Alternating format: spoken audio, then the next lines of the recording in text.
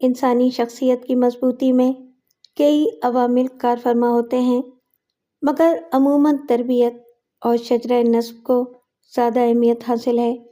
ایسے ہی دو کرداروں کی گرد گھومتی کہانی جن کی پرورش ایک ہی ماحول میں ہوئی، مگر دونوں ساتھ ساتھ تربیت کے مراحل طے کرنے کے باوجود متضاد خیالات، طبیعت، مزاج اور ذہن رکھتے تھے۔ انہی تضادات نے انہیں زندگی کے عجیب دوراہ پر لا کھڑا کیا۔ محبت اور نفرت کے جذبوں سے جنم لینے والی ایک ستم ظریفانہ اور عبرت آموز تحریر۔ السلام علیکم لسنرز، آئیے کرائم، سسپینس اور تھرل سے بھرپور ایچ اقبال کی کہانی سنتے ہیں جس کا عنوان ہے جنوں کا صحرا۔ تو آئیے شروع کرتے ہیں۔ گھنے جنگلات سے بھرے ہوئے کوہستانی سلسلے کی ایک سمت 40 سال پہلے جو ایک چھوٹا سا شہر تھا، اس کی آبادی اتنی بڑھ چکی تھی کہ اب اسے ایک قابل ذکر شہر سمجھا جانے لگا تھا۔ یہاں قائم ہونے والی انڈسٹریز نے بھی اس کی اہمیت میں اضافہ کیا تھا۔ 40 سال پہلے اس کی جو وسعت تھی وہ بھی 4-5 گنا زیادہ ہو چکی تھی۔ اب وہاں نئی طرز کے مکانات اور چوڑی چکلی سڑکیں تھیں، اس لیے نیا شہر اور پرانا شہر کی اصطلاحات بھی رائج ہو گئی تھیں۔ پرانے شہر کی طرف ٹیکسٹائل ملز اور کچھ دوسرے کارخانے بنائے گئے تھے۔ جنید انہی میں سے ایک ٹیکسٹائل مل میں ملازم تھا۔ اس کے مرحوم والد بھی اسی مل میں ملازم تھے۔ جنید نے وہ ملازمت اس وقت کی تھی جب وہ 8ویں کلاس کا طالب علم تھا۔ پھر جب اس نے میٹرک کر لیا تو اس کی ذمہ داری اچانک اس لیے بڑھ گئی کہ اس کے والد کا انتقال ہو گیا۔ جنید نے اپنی والدہ اور چھوٹے بھائی نبیل کے بہتر مستقبل کی خاطر اپنا تعلیمی سلسلہ ختم کر کے آمدنی میں اضافے کے لیے اوور ٹائم شروع کر دیا۔ اس کی کوشش تھی کہ وہ نبیل کو زیادہ سے زیادہ اچھی تعلیم دلائے۔ اس شہر میں میٹرک کے بعد تعلیم حاصل کرنے کے اچھے ذرائع نہ تھے، لہٰذا اس نے نبیل کو ملک کے دارالحکومت بھیج دیا تھا۔ یہاں اس کی والدہ رحیم النساء کی ایک بہن رہتی تھیں۔ نبیل نے اپنی خالہ کے گھر میں رہتے ہوئے BA کر لیا تھا۔ وہ بس چھٹیوں میں کچھ دن کے لیے اپنی ماں اور بھائی کے پاس آ جایا کرتا تھا۔ یہاں جنید نے اتنی ترقی کی کہ اپنی مل کے اسپننگ ڈپارٹمنٹ کا انچارج بن گیا۔ وہ اپنی ذہانت، اپنے اچھے طور طریق اور اپنی دلکش شخصیت کے باعث مل کی انتظامیہ میں خر دل عزیز بن گیا تھا۔ اسی لیے وہ یہ بندوبست کرنے میں بھی کامیاب رہا کہ نبیل کے BA کرنے کے بعد اسے مل میں کوئی معقول ملازمت دلا دیتا۔ لیکن نبیل نے BA کرنے کے بعد مستقل طور پر وہاں آنا گوارا نہیں کیا۔ اسے ایک ماڈرن شہر کی دیدہ زیبی اور وہاں کے تصنع ماحول نے اپنا گرویدہ بنا لیا تھا۔ رحیم النساء کی بھی خواہش تھی کہ نبیل واپس آ جائے، لیکن ایسا ہوا نہیں۔ نبیل کے صاف انکار سے رحیم النساء کو بہت صدمہ ہوا اور انہیں غصہ بھی آیا، لیکن جنید نے انہیں سمجھا بجھا کر ٹھنڈا کر دیا۔ وہ اپنے چھوٹے بھائی سے بہت محبت کرتا تھا۔ وہ بہت بڑا شہر ہے اماں، جنید نے رحیم النساء کو سمجھاتے ہوئے کہا تھا۔ وہاں ترقی کے امکانات یہاں سے زیادہ ہیں۔ کیا آپ نہیں چاہتی کہ میرا پیارا بھائی بہت زیادہ ترقی کرے اور نہایت پرآسائش زندگی گزارے؟ رحیم النساء نے اس کی دلیل دل سے مانی ہو یا نہ مانی ہو، لیکن انہوں نے خاموشی اختیار کر لی تھی اور اپنا یہ ارادہ طے کر دیا کہ خود جائیں اور نبیل کو کان سے پکڑ کر واپس لائیں۔ چند ہی دن بعد صورتحال کچھ زیادہ سنگین ہو گئی۔ نبیل کے بگڑے ہوئے لچھن کی کچھ سنگن اس کی خالہ کو مل گئی تھی، جس سے انہیں بہت تشویش ہوئی۔ وہ ایک جوان بیٹی کی ماں تھیں، اسی لیے انہوں نے کنایتاً نبیل سے کچھ کہا تو وہ ناراض ہو کر ان کے گھر سے چلا گیا۔ مجھے بس اتنا پتہ چلا ہے کہ وہ اپنے کسی دوست کے گھر چلا گیا ہے، رحیم النساء سے ان کی بہن نے ٹیلی فون پر سب کچھ بتانے کے بعد کہا۔ اس کا وہ دوست کسی بڑے آدمی کا بیٹا ہے۔ تم نے بہت اچھا کیا جو اس بدبخت کو اپنے گھر سے نکال دیا، رحیم النساء نے غصے سے کہا۔ نہیں باجی، میں نے نبیل سے یہ نہیں کہا تھا کہ وہ میرے گھر سے چلا جائے، میں نے تو بس ٹھیک ہے، رحیم النساء نے بہن کی بات کاٹ کر کہا۔ مجھے کیا احساس نہیں ہوگا کہ تمہارے گھر میں ایک جوان بچی بیٹھی ہے؟ جو کچھ ہوا اچھا ہوا، مجھے تم سے کوئی شکایت نہیں ہے، میری طرف سے کبھی کوئی خیال دل میں نہ لانا۔ جب یہ باتیں جنید کے علم میں آئیں تو وہ بہت پریشان ہوا۔ میں چند دن کی چھٹی لے کر وہاں چلا جاتا ہوں اماں، اس نے رحیم النساء سے کہا۔ پتہ لگاؤں گا کہ وہ کہاں رہنے لگا ہے، سمجھاؤں گا اسے۔ کچھ نہیں ہوگا اس سے، رحیم النساء بہت غصے میں تھی۔ کوئی ضرورت نہیں تمہیں جانے کی، 30 سال کا ہو چکا ہے وہ، کوئی چھوٹا سا بچہ نہیں ہے کہ ایسی باتیں اسے سمجھائی جا سکیں۔ اگر وہ تم سے کوئی بدتمیزی کر بیٹھا تو میں اسے اپنا دودھ بھی نہیں بخشوں گی۔ پھر رحیم النساء نے اپنا سر جھٹکا۔ باپ کا خون رنگ تو لائے گا نا؟ ایسا نہ کہیے اماں، جنید نے جلدی سے کہا۔ رحیم النساء خاموش تو ہو گئی تھیں، مگر ان کے چہرے سے ظاہر ہو رہا تھا کہ ان کے غصے میں کمی نہیں آئی تھی۔ دوسرے دن نبیل کا فون آیا۔ اس نے ماں سے اپنی خالہ کی شکایت کرنی چاہی تھی، لیکن رحیم النساء نے اس پر برسنا شروع کر دیا۔ وہ برستی ہی چلی گئی تھیں اور اچانک انہیں احساس ہوا تھا کہ دوسری طرف سے تو لائن ہی کاٹی جا چکی تھی۔ جنید اس وقت وہاں موجود تھا اور بہت مضطرب ہو گیا تھا۔ وہ نہیں چاہتا تھا کہ رحیم النساء نبیل پر اتنا زیادہ گرجیں برسیں، لیکن وہ ان کا اتنا احترام کرتا تھا کہ اس وقت انہیں خاموش کرانے کی جسارت اس سے ممکن نہ ہوئی۔ ٹیلی فون کا ریسیور پٹک کر رحیم النساء غصے میں ٹہلنے لگیں۔ وہ خاصے اچھے قد کاٹ کی خاتون تھیں۔ قدامت ان کی وضع قطع سے صاف ظاہر تھی۔ وہ ہمیشہ غرارہ پہنتی تھی، بالوں میں سفیدی آ چکی تھی، اس لیے وہ مہندی لگاتی تھیں، مگر 60 سال کی عمر میں ان کی صحت اب بھی بہت اچھی تھی۔ ان کے بھاری بھرکم ہاتھ پر اگر بال ہوتے تو وہ مردانہ ہاتھ معلوم ہوتے۔ گستاخی معاف، جنید کچھ توقف سے بولا۔ آپ نے کچھ ٹھیک نہیں کیا اماں، آپ کو اتنی شدت سے ڈانٹ ڈپٹ نہیں کرنی چاہیے تھی، اس سے تو وہ اور بگڑ جائے گا۔ اب کوئی کسر رہ گئی ہے اس کے بگڑنے میں؟ رحیم النساء نے جنید کو گھورتے ہوئے کہا۔ جی ہاں اماں، جنید نے نظریں جھکا کر کہا۔ کم سے کم ایک کسر تو ہے، وہ ہم سے رابطہ تو رکھنا چاہتا ہے۔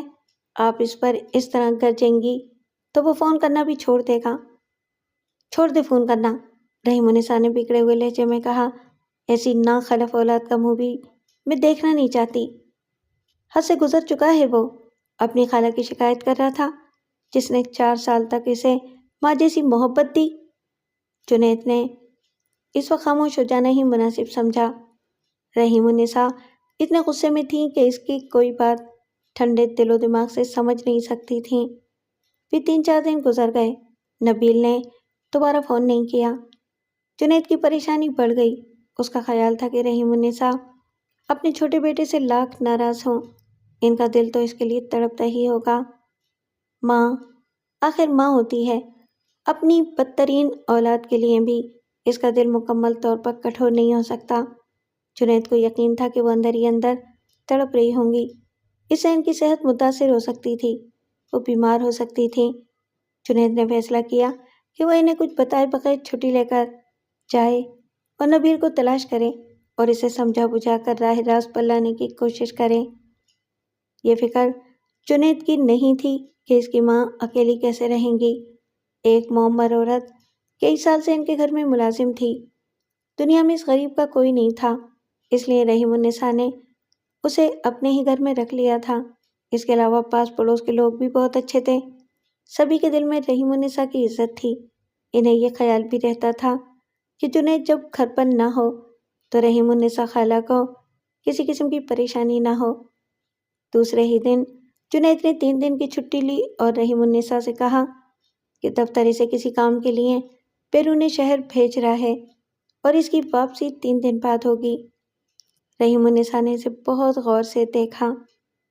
جنید کو ایسے لگا جیسے رحیم النساء کی نگاہیں اس کے جھوٹ کو چیرتی ہوئی حقیقت تک پہنچ جانا چاہتی تھیں۔ اچھا، رحیم النساء نے سرسری لہجے میں کہا۔ ٹھیک ہے بیٹا، دفتر کی ذمہ داریاں تو پوری کرنا ہی پڑتی ہیں، لیکن پہلے کبھی ایسا نہیں ہوا کہ تمہیں کہیں باہر بھیجا گیا ہو؟ ایک جھوٹ کے ساتھ انسان کو اور جھوٹ بھی بولنا پڑ جاتے ہیں، یہی جنید کے ساتھ ہوا۔ دراصل اماں، اس کام کے لیے جس شخص کو بھیجا جاتا تھا وہ اچانک بیمار پڑ گیا ہے، انتظامیہ مجبوراً اس کی جگہ مجھے بھیج رہی ہے۔ کام ایسا ہے کہ دیر نہیں کی جا سکتی۔ اچھا، فون کرتے رہنا وہاں سے۔ میرے لیے فکر مند نہ رہنا، رحیم النساء نے کہا اور پھر پوچھا، کس وقت جاؤ گے؟ بس 1 گھنٹہ ہے میرے پاس تیاری کے لیے۔ جنید بالکل وقت ضائع نہیں کرنا چاہتا تھا۔ تم تیاری کرو، میں امام زامن تیار کر لوں، رحیم النساء نے کہا۔ زندگی میں پہلی مرتبہ مجھ سے اتنی دور اتنے دن کے لیے جا رہے ہو، تمہارے امام زامن نہیں باندھوں گی تو شاید بہت بے چین رہوں۔ جنید اندر ہی اندر بڑی خجالت محسوس کر رہا تھا۔ اسے ایسا لگ رہا تھا جیسے رحیم النساء نے حقیقت سمجھ لی تھی لیکن کچھ کہنا نہیں چاہتی تھی۔ اس نے زندگی میں پہلی مرتبہ جھوٹ بولا تھا، اس لیے خجالت اسے کچھ زیادہ ہی محسوس ہو رہی تھی۔ گھر سے روانگی کے وقت اس نے دل ہی دل میں توبہ استغفار کی۔ اپنی فطرت کی وجہ سے وہ بے سکونی رہتا۔ اگر اسے یہ احساس نہ ہوتا کہ اس کی نیت میں کوئی کھوٹ نہیں، وہ اپنے بھائی کو ڈھونڈنے جا رہا تھا۔ اگر وہ رحیم النساء کو اپنے ارادے سے آگاہ کر دیتا تو وہ اسے جانے ہی نہیں دیتی۔ جنید کی دانش میں یہ تو یقینی تھا کہ نبیل کے لیے رحیم النساء اپنے ہی وجود میں بہت تڑپ رہی ہوں گی، لیکن زبان سے وہ اس کا اظہار کبھی نہیں کرتی۔ انسان نے جس گود میں پرورش پائی ہو، اس گود کے مالک کا مزاج وہ کیسے نہیں سمجھے گا؟ سو جنید بھی سمجھ رہا تھا۔ ہاں یہ اور بات ہے کہ فی زمانہ ایسی اولادیں خال خال ہی ملتی ہیں جو ماں کا دکھ سمجھ سکیں، اس کے مرتبے کو جانیں اور اولاد کی حیثیت سے اپنے فرض کو اپنے دوسرے فرائض پر ترجیح دیں۔ دارالحکومت پہنچ کر وہ سیدھا اپنی خالہ زیب النساء کے گھر پہنچا۔ بھانجے کو 6 سال بعد اچانک سامنے پا کر زیب النساء حیران بھی ہوئیں اور بہت خوش بھی۔ حالات کچھ ایسے رہے تھے کہ 6 سال تک دونوں بہنوں کے گھروں کے افراد ایک دوسرے سے مل نہیں سکے تھے۔ صرف نبیل ہی 4 سال پہلے یہاں آ کر رہا تھا۔ پھر جب اس نے زیب النساء کی بیٹی اقصیٰ کو دیکھا تو دیکھتے ہی رہ گیا۔ اس نے آخری مرتبہ اقصیٰ کو اس وقت دیکھا تھا جب وہ 11 سال کی تھی، اچھل کود مچانے والی ایک شریر سی لڑکی جو اب 17 سالہ حسین دوشیزہ بن چکی تھی۔ جنید کو سلام کر کے وہ چھیپے ہوئے سے انداز میں بعجلت دوسرے کمرے میں چلی گئی۔ ارے واہ! جنید ہنس پڑا۔ اسے کیا ہو گیا ہے خالہ؟ اس کا چلبلا پن، اس کی شرارتیں کہاں چلی گئیں؟ وہ سب کچھ تو وقت نے چھین لیا بیٹا، زیب النساء مسکراتے ہوئے بولی۔ 6 سال پہلے دیکھا تھا تم نے اسے، اور 6 سال تو بہت ہوتے ہیں، لڑکیاں تو بہت کم وقت میں بہت زیادہ بدل جاتی ہیں۔ آپ ٹھیک کہہ رہی ہیں خالہ، 6 سال میں تو اور بھی بہت کچھ بدل جاتا ہے۔ یہ تم اچانک کیسے آ گئے بیٹا؟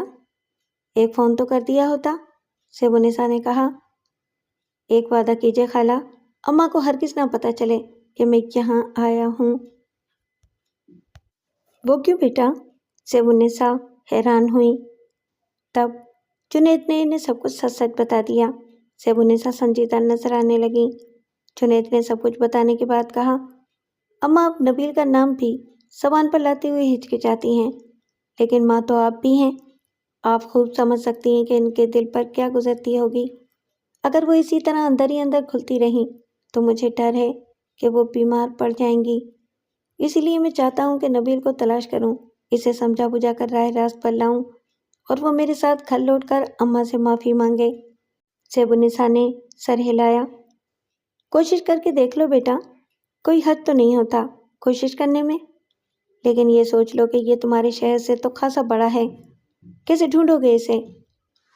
اس کے کالج جاؤں گا، نبیل سے جونیئر طلبہ تو ابھی وہیں پڑھ رہے ہوں گے، ان میں سے کچھ تو جانتے ہی ہوں گے نبیل کو۔ مجھے امید ہے کہ کسی نہ کسی طرف نبیل کا پتہ چل ہی جائے گا۔ اس کے پاس موبائل فون تو تھا، میں ابھی آپ کو بتا چکا ہوں کہ اماں نے فون پر اسے کچھ زیادہ ہی ڈانٹ ڈپٹ دیا تھا۔ اس کے بعد سے اب تک میں اسے رابطہ کرنے کی کئی کوششوں میں ناکام ہو چکا ہوں۔ اس سے اندازہ ہوتا ہے کہ اس نے اپنا نمبر بدل لیا ہے اور شاید فیصلہ کر چکا ہے کہ اب اپنے گھر سے کبھی رابطہ نہیں کرے گا۔ اسی سے اندازہ کر لو کہ وہ کتنا بگڑ چکا ہے۔ مجھے اس کے بارے میں کچھ زیادہ تفصیل سے بتائیں خالہ، اماں بتا رہی تھی کہ آپ نے انہیں کچھ تو بتایا تھا، مگر ان کے اندازے کے مطابق بہت کچھ چھپا بھی گئی تھیں۔ کچھ تو خیال کریں گی ہی نا اپنے بھانجے کا۔ میں نے سب کچھ باجی کو بتا دیا تھا نبیل، سیبونسا نے جواب تو دے دیا، مگر ان کے لہجے میں جو خفیف سی ہچکچاہٹ تھی، اس کی وجہ سے جنید نے اندازہ لگایا کہ وہ کچھ باتیں اب بھی چھپانا چاہتی ہیں جو انہوں نے اس کی ماں سے چھپائی تھیں۔ جنید نے ذرا ہنرمندی سے بات کر کے اپنی خالہ کی زبان کھلوانا چاہی، مگر اپنے مقصد میں کامیاب نہیں ہو سکا۔ دوسرے دن جنید نے اس کالج کا رخ کیا جہاں سے نبیل نے BA کیا تھا۔ توقع کے مطابق اسے کچھ ایسے طلباء مل بھی گئے جو نبیل کو جانتے تھے، مگر ان سے خاطر خواہ معلومات حاصل نہیں ہو سکیں۔ جنید کو اس پر بہت تعجب ہوا کہ نبیل کے بارے میں کسی نے بھی ایسی کوئی بات نہیں کی تھی جس سے اشارہ بھی ملتا کہ نبیل غلط راستوں پر نکل گیا ہے۔ کالج کے اساتذہ نے بھی اس کا اظہار کیا کہ نبیل ان کے کالج کا ایک نہایت ہونہار اور شریف الطبع طالب علم تھا۔ جنید گھر واپس لوٹا تو غالباً اس کے چہرے پر مایوسی کے تاثرات دیکھ کر زیبونسا نے اس سے کوئی سوال نہیں کیا۔ اگلے دن جنید نے پھر نبیل کے کالج کا رخ کیا۔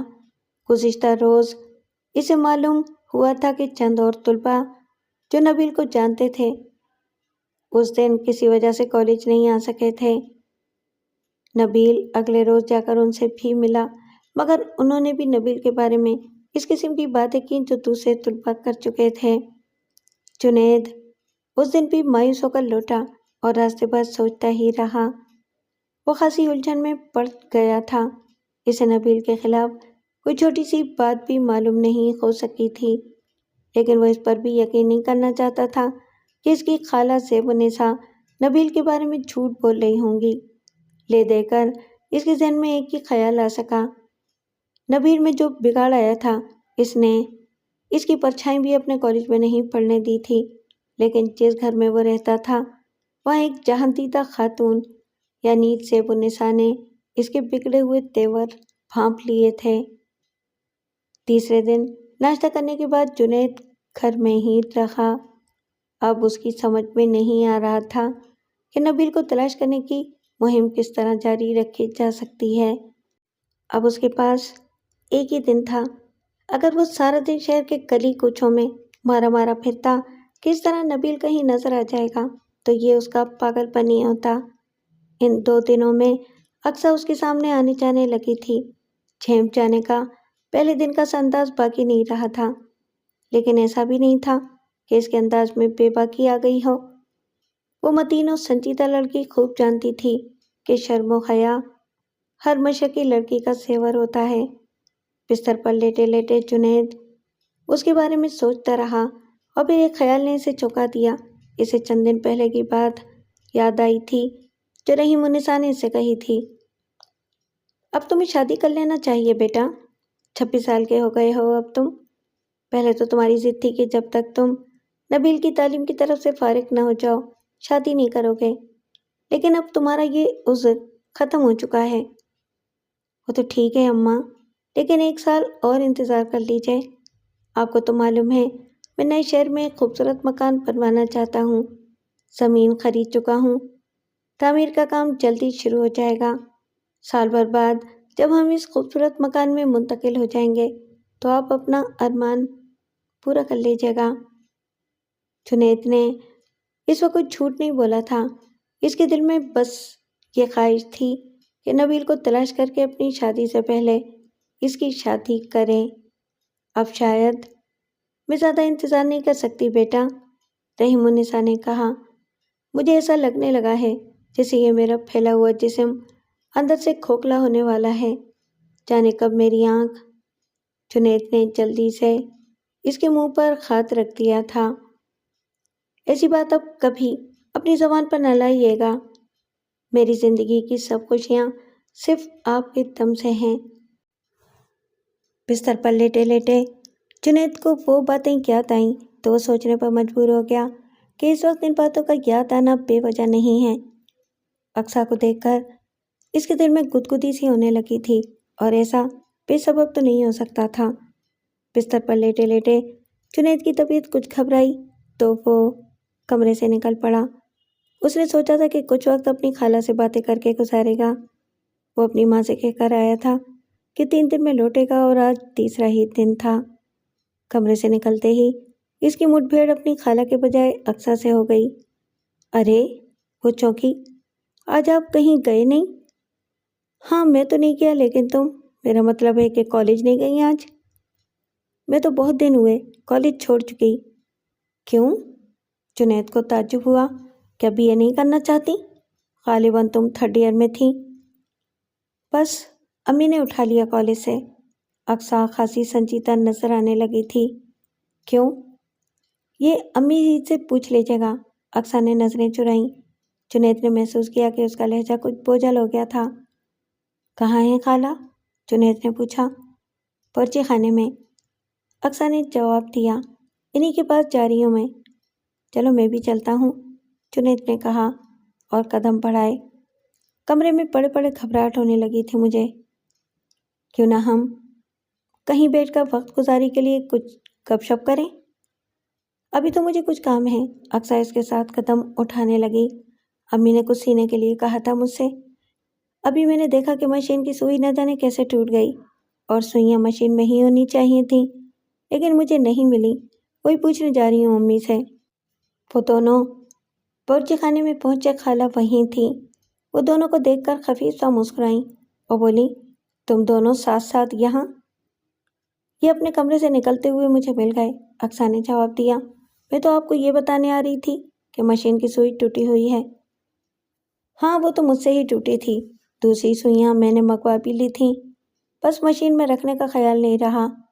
वो मेरे कपड़ों की अलमारी की दराज में पड़ी होंगी, देख लेती हूँ, अक्सा ने कहा और बावर्ची खाने से चली गई। आज तुम भी घर से नहीं निकले? ज़ेबुनिसा बोली। हाँ खाला, मायूस हो गया हूँ मैं। इस तरह तो नबील का मिलना मुश्किल ही नजर आ रहा है। आज शाम को वापिस ही चला जाऊंगा। मैंने पहले ही कहा था बेटा, इतने बड़े शहर में किसी को ढूंढ लेना मुश्किल ही होता है। एक बात तो बताइए खाला।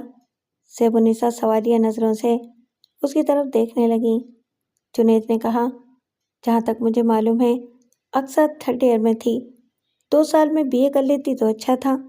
अभी उसने बताया कि आपने अचानक ही इसे कॉलेज से उठा लिया। हाँ वो बस ऐसे ही। तुम्हें कुछ बताया नहीं उसने? आप ही बता दें। ये तो सभी घरों में होता है बेटा, नए नए मसले खड़े होते रहते हैं। आखिर ऐसा क्या मसला खड़ा हो गया कि आपने इसकी तालीम ही मुकम्मल नहीं होने दी?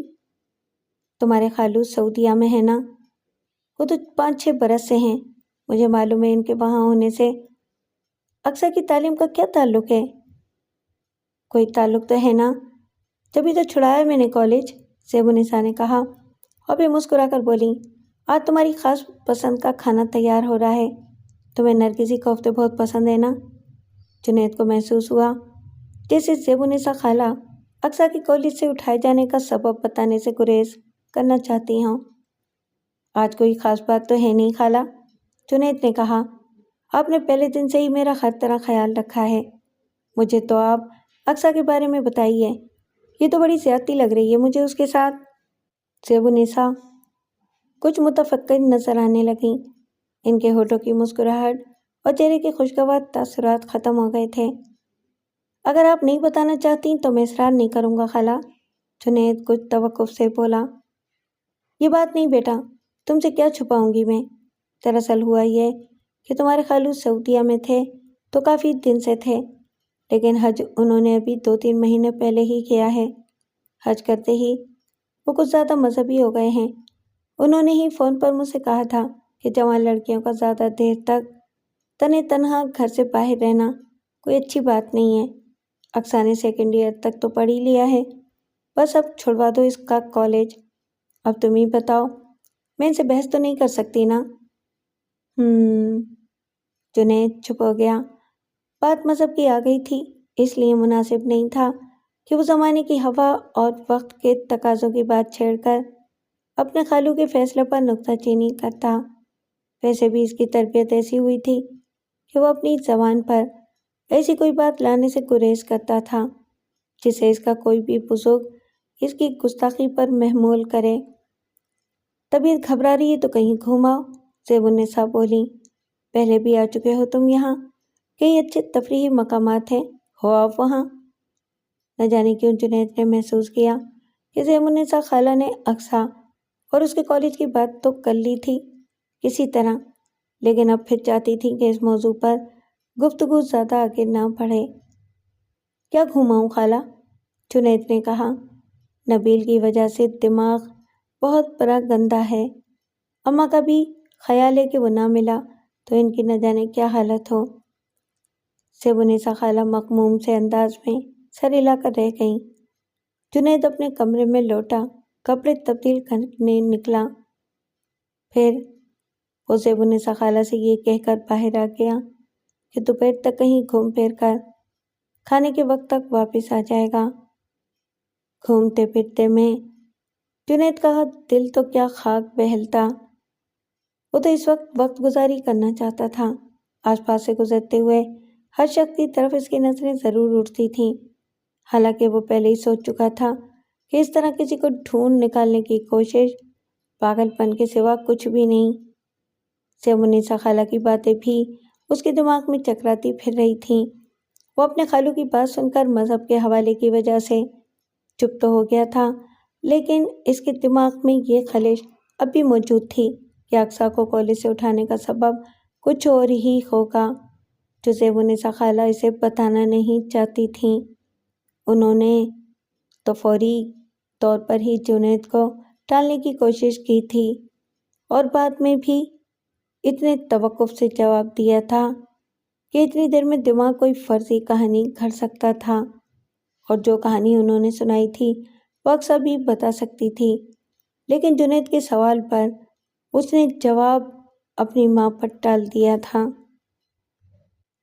نہ جانے کیا معاملہ ہے، جنید گھر واپسی تک اسی ادھڑ بن میں مبتلا رہا۔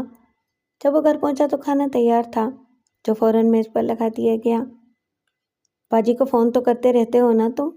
کھانے کے دورانی زیب النساء بیگم نے پوچھا۔ وہ تو ضروری تھا خالہ، ورنہ وہ پریشان ہو جاتی۔ زندگی میں پہلی مرتبہ 3 دن کے لیے ان سے دور ہوا ہوں۔ اگلے ہفتے تمہارے خالو کچھ دن کے لیے آ رہے ہیں سعودیہ سے، اگر موقع ملا تو ہم لوگ آئیں گے تمہاری طرف۔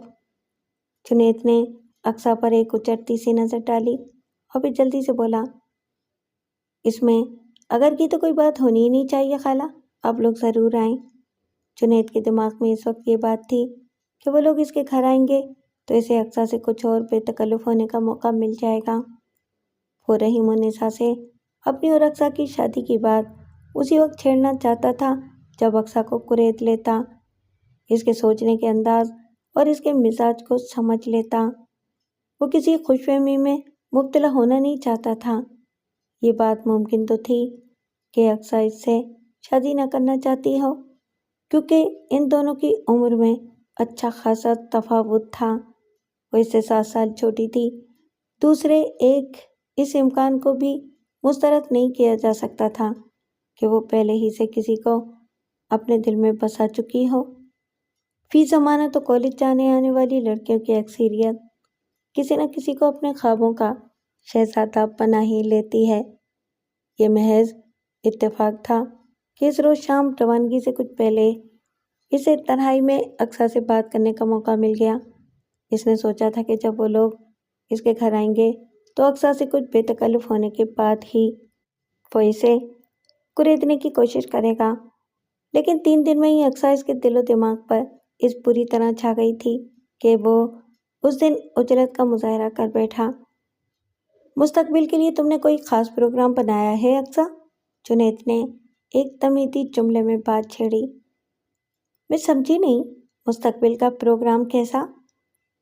اگر میری کوئی بات بری لگے تو مجھے معاف کر دینا۔ دراصل میں یہ کہنا چاہتا ہوں کہ لڑکیاں ساری عمر تو اپنے والدین کے گھر میں بیٹھی نہیں رہتی۔ اقصیٰ کی نظریں جھک گئیں۔ اس نے جنید کا مطلب سمجھ لیا تھا۔ اس کی گالوں پر شرم کی سرخی بھی پھوٹ پڑی تھی۔ جنید جلدی سے بولا، یہ میں پہلے ہی کہہ چکا ہوں کہ میری کوئی بات بری لگے تو مجھے معاف کر دینا۔ اس قسم کی باتیں کرنا ہم لڑکیوں کو زیب نہیں دیتا، وہ دھیمی آواز میں بولی، لیکن میں اسکول اور کالج میں پڑھی ہوں، اس لیے آپ کی بات کا جواب دینے کی ہمت ہے مجھ میں۔ یہی تو ہوتا ہے تعلیم کا فائدہ۔ جنید کچھ پرجوش ہو گیا۔ میں نے اپنے مستقبل کے بارے میں کچھ نہیں سوچا۔ اقصیٰ نظریں جھکائے جھکائے آہستہ سے بولی، اور اگر سوچا بھی ہوتا تو اپنی زبان پر نہ لاتی۔ میرے مستقبل کا فیصلہ میرے ابو اور میری امی کریں گے، جس پر مجھے کوئی اعتراض نہیں ہوگا۔ مجھے یہ جواب سن کر خوشی ہوئی اقصیٰ، تم 100% مشرقی لڑکی ہو۔ آپ کی روانگی کس وقت ہے؟ اقصیٰ نے موضوع بدلنا چاہا۔ بس آدھے گھنٹے بعد، لیکن جانے سے پہلے میں تم سے ایک بات پوچھنا چاہتا ہوں۔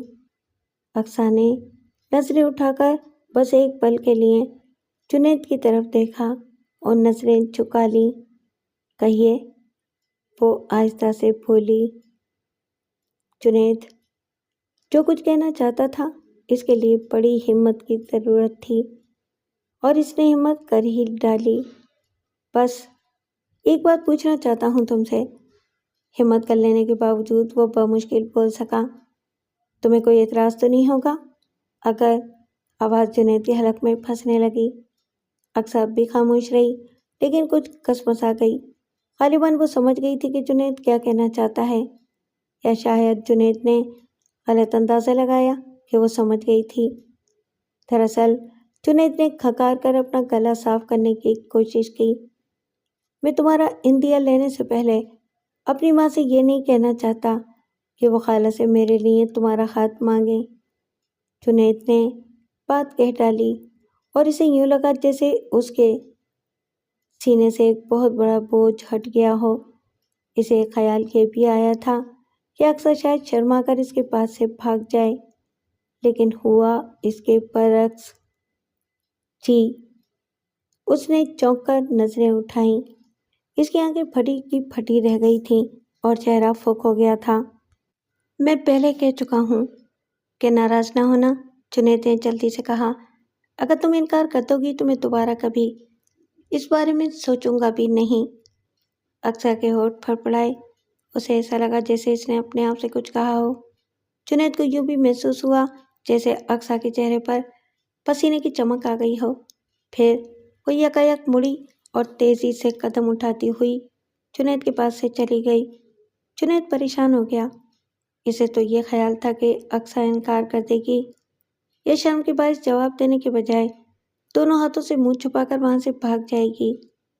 خیر، وہ چلی تو گئی تھی، لیکن اس کے جانے کا انداز بہت عجیب تھا۔ جنید کو ایسے لگا تھا جیسے وہ بہت زیادہ گھبرا گئی ہو، یا اس کی بات سے خوفزدہ ہو گئی ہو، جبکہ یہ دونوں ہی باتیں ہونی نہیں چاہیے تھیں۔ تھوڑی دیر بعد زیب النساء نے جنید کو رخصت کرتے وقت اس کے بازو پر امام دامن باندھا۔ اقصیٰ بھی اس وقت موجود تھی، لیکن اس کی نظریں جھکی ہوئی تھیں۔ صاف محسوس کیا جا سکتا تھا کہ وہ جنید سے نظریں نہیں ملانا چاہتی تھی۔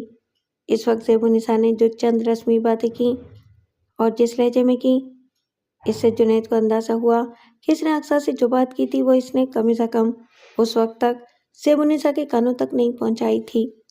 واپسی کے سفر میں بھی جنید کا ذہن الجھا ہی رہا۔ اس کی بات پر اقصیٰ کا چہرہ فک پڑ جانا اس کی فہم سے بالا تر تھا، لے دے کر بار بار اسے ایک ہی خیال آ رہا تھا کہ اقصیٰ کسی نفسیاتی پیچیدگی کا شکار تو نہیں تھی۔ اس بات کا سلسلہ جنید اس سے بھی جوڑنے کی کوشش کر رہا تھا کہ اقصیٰ کو اچانک کالے سے اٹھا لیا گیا تھا، گو کہ زیب النساء نے اپنے شوہر کی مذہبی سوچ کا حوالہ دیا تھا، لیکن جنید نے اس وقت بھی محسوس کیا تھا کہ زیب النساء نے بات بنانے کی کوشش کی تھی۔ اصل سبب کچھ اور ہی تھا، اور شاید وہی سبب اقصیٰ کی نفسیاتی پیچیدگی کا بھی تھا۔ کوئی بھی لڑکی اس وقت خوفزدہ نہیں ہو سکتی جب کوئی اس سے شادی کی خواہش کا اظہار کرے۔ ایسے موقعوں پر لڑکیاں خوشی سے آمادگی کا اظہار کرتی ہیں یا انکار کر دیتی ہیں۔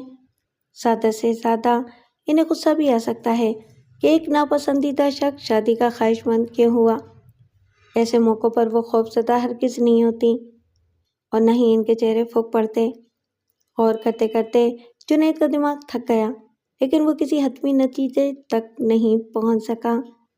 ٹرین کا 3 گھنٹے کا سفر کر کے جب وہ اپنے شہر پہنچا تب بھی اقصیٰ ہی اس کے اعصاب پر مسلط تھی۔ وہ محسوس کر رہا تھا کہ اقصیٰ کو بھلا دینا اس کے لیے آسان نہیں ہوگا۔ جب وہ اپنے گھر پہنچا تو رحیم النساء نے اسے اپنے گلے لگا لیا اور پوچھا، سفر تو کامیاب رہا نا بیٹا؟ جی ہاں اماں، اس کے سوا کوئی جواب نہیں دے سکتا تھا جنید۔ وہ رحیم النساء کو کیسے بتا دیتا کہ اپنے بھائی کی تلاش میں اسے ناکامی ہوئی تھی۔ اس کا سفر ناکام رہا تھا۔ دوسرے دن سے جنید نے اپنی ملازمت کے فرائض سنبھال لیے، پھر دن بہ دن گزرتے رہے۔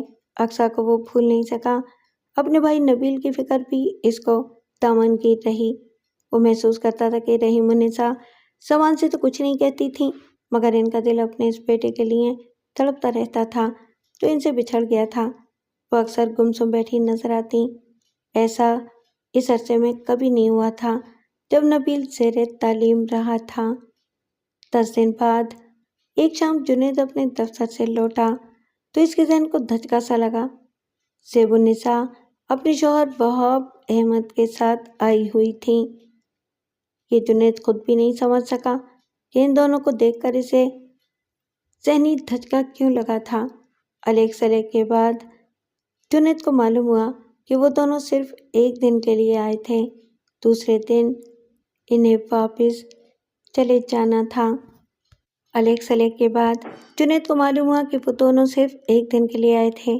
دوسرے دن انہیں واپس چلے جانا تھا۔ ایسی بھی کیا جلدی ہے خالو؟ جنید نے وہاب احمد سے کہا۔ اتنے عرصے بعد تو آپ آئے ہیں، کچھ دن تو رکیے۔ نہیں بیٹا، وہاب احمد نے کہا، بڑی مشکل سے بس 10 دن کی چھٹی مل سکی ہے۔ کل ہی آیا ہوں سعودیہ سے۔ آج تمہاری خالہ مجھے یہاں لے آئیں۔ کل واپس جاؤں گا تو چھٹی کے صرف 7 دن بچیں گے۔ واپس سعودیہ جانے سے پہلے بس انہی 7 دنوں میں مجھے گھر کے بہت سے کام کرنے ہیں۔ اقصیٰ نہیں ہے کیا آپ کے ساتھ؟ جنید اتنا بے چین تھا کہ پوچھ ہی بیٹھا، اور اس وقت کچھ نروس بھی ہو گیا۔ اس نے محسوس کیا کہ رحیم النساء اسے بہت غور سے دیکھنے لگی تھیں۔ ان کی آنکھوں میں ایسی تیزی تھی جیسے وہ کچھ بھانپنا چاہتی ہوں۔ جنید کی بات کے جواب میں زیب النساء بول پڑیں، کسی وجہ سے مناسب نہیں تھا کہ ہم اسے اپنے ساتھ یہاں لاتے۔ پھر وہاب احمد نے لقمہ دیا۔ وہاں میری ایک بہن رہتی ہے، اقصیٰ کو اس کے گھر چھوڑ کر آئے ہیں۔ تم تھکے ہارے آئے ہو جنید، رحیم النساء بولی، جا کے منہ ہاتھ تو دھو لو، جب تک چائے بھی بن جائے گی پھر اطمینان سے باتیں کرتے رہنا۔ جی جی اماں، بہتر۔ جنید کھڑا ہو گیا۔ فریش ہوتے ہوئے بھی جنید کا دماغ اس سوال میں الجھا رہا کہ اقصیٰ اپنے والدین کے ساتھ کیوں نہیں آئی۔ جنید کو یہ احساس دکھی کرنے لگا کہ اقصیٰ نے خود ہی ان کے ساتھ آنے سے انکار کیا ہوگا۔ تھوڑی دیر بعد وہ رحیم النساء اور اس گھر کے 2 مہمانوں کے ساتھ چائے پی رہا تھا۔ دونوں بہنیں بہت دنوں بعد ملی تھیں تو کچھ پرانے قصے چھیڑ بیٹھی تھیں۔ وہاب احمد جنید سے باتیں کرنے لگے تھے۔ وہ اس سے اس کی ملازمت اور مستقبل کے بارے میں اس کی منصوبہ بندی کا ذکر لے بیٹھے تھے۔ جنید سعادت مندی سے جواب دیتا رہا۔ اس کا دماغ اس وقت بھی اقصیٰ میں الجھا رہا تھا۔ رات کے کھانے تک بس اسی قسم کی باتیں ہوتی رہیں۔ کھانے کے تھوڑی دیر بعد زیب النساء اور وہاب احمد اس کمرے میں چلے گئے جو رحیم النساء نے گھر کی معمر ملازمہ سے انہی کے لیے ٹھیک ٹھاک کروا دیا تھا۔ جنید بستر پر پڑا کروٹیں بدلتا رہا۔ وہ محسوس کر رہا تھا کہ آج رات اس کی نیند بہت دیر تک اڑی رہے گی۔ اقصیٰ کے خیال کے ساتھ ہی اس کے لیے دکھ کی ایک بات یہ بھی تھی کہ اس دن ساری جہان کی باتیں ہوئی تھیں، لیکن اس گھر کے دوسرے بیٹے نبیل کا نام کسی کی زبان پر نہیں آیا تھا۔ اتنا برا بن چکا ہے میرا پیارا بھائی، جنید نے بڑے دکھ سے سوچا تھا۔ اسے نبیل سے بہت محبت تھی۔ اس کی تلاش میں ناکام ہو جانے کے بعد بھی وہ گزرے ہوئے دنوں میں سوچتا رہا تھا کہ نبیل کو کس طرح تلاش کیا جا سکتا ہے۔ دوسری صبح ناشتے کے دوران میں رحیم النساء نے جنید سے کہا، تم آج چھٹی کر لو بیٹا۔ نہیں اماں، جنید نے فوراً جواب دیا، 1-2 کام ایسے ہیں کہ آج تو میرا جانا بہت ضروری ہے۔ ہاں البتہ دبئی تک آ جاؤں گا۔ کوئی خاص کام ہے کیا؟ تمہارے خالہ و خالو آج جا رہے ہیں نا 3 بجے کی ٹرین سے انہیں اسٹیشن؟ ارے نہیں، وہاب احمد جلدی سے بول پڑے، اس کے لیے جنید کو پریشانی میں نہ ڈالیں۔ اس میں پریشانی کی کوئی بات نہیں ہے خالو، جنید نے مسکراتے ہوئے کہا۔ پھر رحیم النساء کی طرف دیکھ کر بولا، دوپہر کا کھانا میں گھر ہی آ کر کھاؤں گا اماں۔ اس موضوع پر زیادہ بات نہیں ہوئی اور جنید اپنے کام پر روانہ ہو گیا۔ اس دن اسے مل کے بورڈ آف ڈائریکٹرز کی میٹنگ میں اپنے ڈپارٹمنٹ کے کچھ معاملات کی وضاحت کرنا تھی۔ جنید کو اندازہ تھا کہ وہ میٹنگ زیادہ سے زیادہ 11 بجے تک چلے گی۔ اس کا اندازہ درست ثابت ہوا اور جیسا کہ اس نے اپنی والدہ رحیم النساء سے وعدہ کیا تھا، 12:30 بجے وہ اپنے گھر واپس پہنچ گیا۔ گھر کا دروازہ اس کے لیے محمد ملازمہ نے کھولا تھا۔ اسی نے رحیم النساء کا ایک پیغام جنید کو پہنچایا۔ رحیم النساء چاہتی تھی کہ جنید گھر آتے ہی پہلے ان کے کمرے میں پہنچے۔ جنید الجھے ہوئے ذہن کے ساتھ اماں کے کمرے کی طرف بڑھا۔ وہ اندازہ لگانے سے بھی قاصر تھا کہ اس طلبی کا کیا مقصد ہوگا۔ اس نے ملازمہ سے اتنا ضرور پوچھ لیا تھا کہ زیب النساء اور وہاب احمد اس وقت رحیم النساء کے کمرے میں نہیں تھے۔ دستک دینے کے بعد وہ کمرے میں داخل ہوا اور رحیم النساء کو سلام کرنے کے بعد اس نے پوچھا، خیریت تو ہے نا اماں؟ ہاں ہاں، ایسی کوئی پریشانی کی بات نہیں ہے، بیٹھ جاؤ اطمینان سے، بس ایک بات پوچھنا ہے تم سے۔ جنید بیٹھ گیا اور استفہامیہ نظروں سے رحیم النساء کی طرف دیکھنے لگا۔ اپنی شادی کے بارے میں کچھ سوچا ہے تم نے؟ رحیم النساء نے پوچھا۔ جی؟ جنید بوکھلا سا گیا۔ یہ سوال اس کے لیے قطعی غیر متوقع تھا۔ رحیم النساء بولی، تمہاری سعادت مندی سے مجھے یقین تو ہے کہ میں اس معاملے میں اگر کوئی فیصلہ کر لوں گی تو تم انکار نہیں کرو گے۔ لیکن اماں، جنید نے پہلو بدلا، آج اچانک آپ کو میری شادی کا خیال کیسے آ گیا؟ اور پھر میں تو کئی بار کہہ چکا ہوں اپنی شادی سے پہلے میں اپنے چھوٹے بھائی کی شادی کروں گا۔ مر گیا تمہارا چھوٹا بھائی؟ رحیم النساء گرج اٹھی۔ میں نے شاید تم سے کہا تھا کہ اب اس منحوس کا نام اپنی زبان پر نہ لانا، لیکن اماں اب اگر تم نے اس معاملے میں بحث کی تو میں سمجھ لوں گی کہ تمہاری سعادت مندی پر مجھے جو اعتماد تھا وہ میری خوش فہمی تھی۔ اس بات کے بعد جنید کے لیے ممکن نہیں رہا کہ وہ کچھ کہتا۔ اس نے سر جھکا لیا۔ رحیم النساء بولی، دراصل مجھے تم سے اسی قسم کے جواب کی توقع تھی، نہ جانے کیوں تم اس بدبخت کا نام اپنی زبان پر لے آئے۔ خیر چھوڑو، چند دن میں تمہاری شادی کے بارے میں بہت زیادہ سوچتی رہی ہوں۔ کل زیب النساء آئی تو اچانک مجھے اس کی بیٹی اقصیٰ کا خیال آیا۔ یکبارگی جنید کو ایسا لگا جیسے دل اس کے سینے میں بڑی زور سے اچھلا ہو۔ اقصیٰ کو میں نے بہت عرصے سے نہیں دیکھا۔ رحیم النساء جنید کی طرف دیکھے بغیر کچھ سوچتے ہوئے بولی، لیکن مجھے یقین ضرور ہے کہ زیب النساء سے تربیت پانے والی لڑکی سنور تو سکتی ہے، بگڑ نہیں سکتی۔ اس کے باوجود میں چاہتی ہوں کہ آج ان دونوں کے ساتھ چلی جاؤں اور اقصیٰ کو دیکھ لوں۔ کل آ جاؤں گی۔ مجھے بڑی حد تک یقین ہے کہ وہ مجھے پسند آئے گی، لیکن میں فوری طور پر زیب النساء سے یا وہاب سے کوئی بات نہیں کروں گی۔ میں نے ابھی کہا تھا نا کہ میں اپنی بزرگی کے لیے تمہاری سعادت مندی سے کوئی رعایت نہیں لوں گی۔ میرے بعد تم بھی ایک آدھ دن کے لیے وہاں ہو آنا۔ اگر اقصیٰ تمہیں پسند آ جاتی ہے تو پھر میں ان لوگوں سے بات کر لوں گی۔ مجھے وہاں جانے کی ضرورت نہیں ہے اماں، جنید نے گدگداتے ہوئے دل کے ساتھ کہا۔ مجھے آپ کے کسی فیصلے سے انحراف نہیں ہوگا۔ چک چک جیو بیٹا، رحیم النساء بہت کھل کر مسکرائیں۔ مجھے ایک یقین اور بھی ہے، اگر میں اقصیٰ سے تمہاری شادی کی بات کروں گی تو زیب النساء یا وہاب میاں انکار ہرگز نہیں کریں گے۔ دونوں ہی بہت عزت کرتے ہیں میری، اور آج ان دونوں نے تمہیں بھی دیکھ لیا ہے۔ کسی بھی لڑکی والے کو تم جیسا داماد مل جائے تو وہ اسے اپنی خوش قسمتی سمجھیں گے۔ جنید خاموش رہا۔ دراصل رات کو آیا تھا مجھے اقصیٰ کا خیال۔ رحیم النساء پھر بولی، صبح تم سے بات کرنے کا موقع نہیں مل سکا تھا، اسی لیے میں نے تم سے کہا تھا کہ آج چھٹی کر لو۔ میں چاہتی تھی کہ تم سے بات کرنے کے بعد ہی اقصیٰ کو دیکھنے جاؤں اور تمہاری مرضی ہے تو بات بھی کراؤں۔ میرے بارے میں ہر فیصلہ کرنے کا اختیار ہے آپ کو اماں۔ بس تو پھر ابھی جا کے میرے لیے ٹکٹ کا بندوبست کر دو۔ اگر ٹرین کا ٹکٹ نہ مل سکا تو میں ان دونوں کے ساتھ جانے کے بجائے بس سے چلی جاؤں گی۔ جنید خوشی سے معمور کیفیت میں ٹکٹ لینے کے لیے روانہ ہوا۔ اسے بس یہ دھڑکا لگا ہوا تھا کہ کیا یہ رشتہ ہو سکے گا؟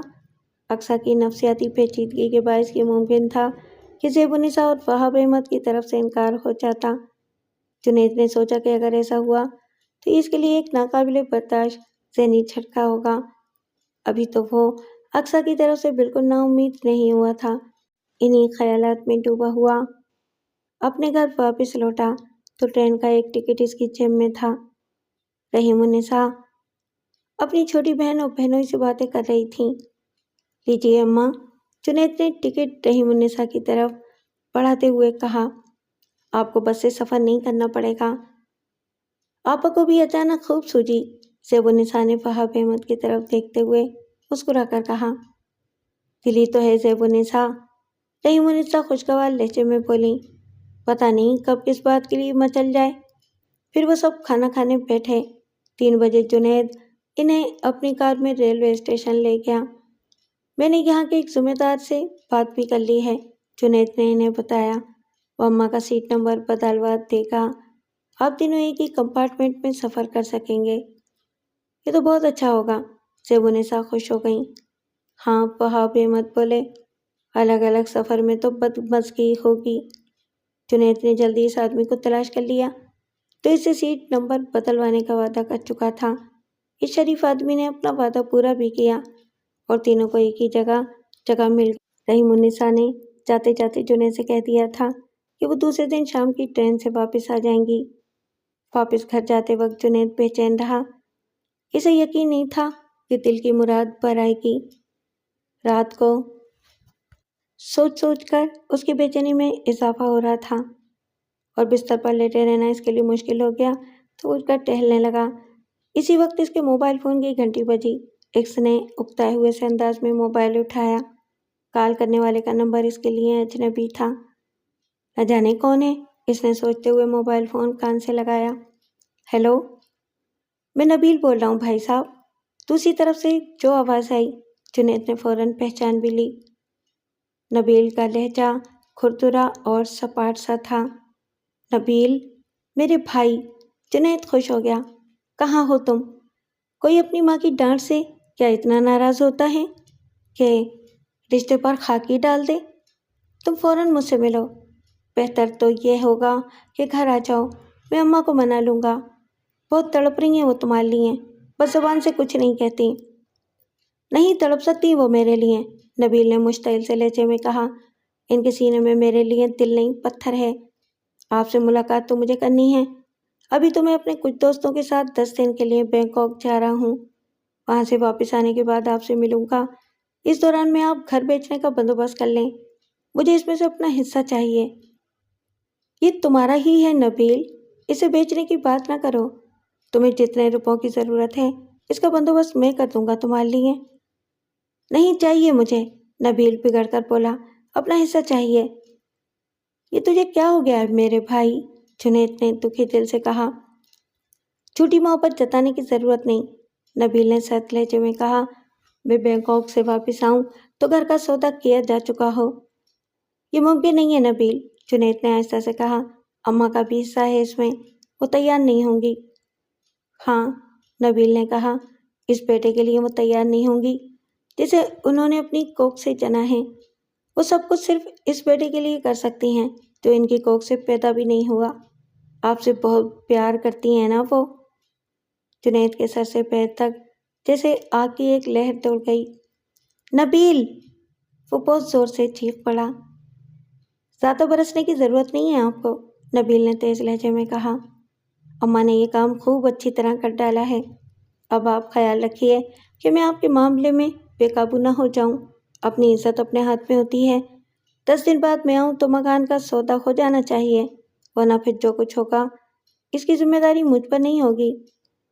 जुनैद फिर कुछ कहता, लेकिन दूसरी तरफ से राब्ता मुनक़ते किया जा चुका था।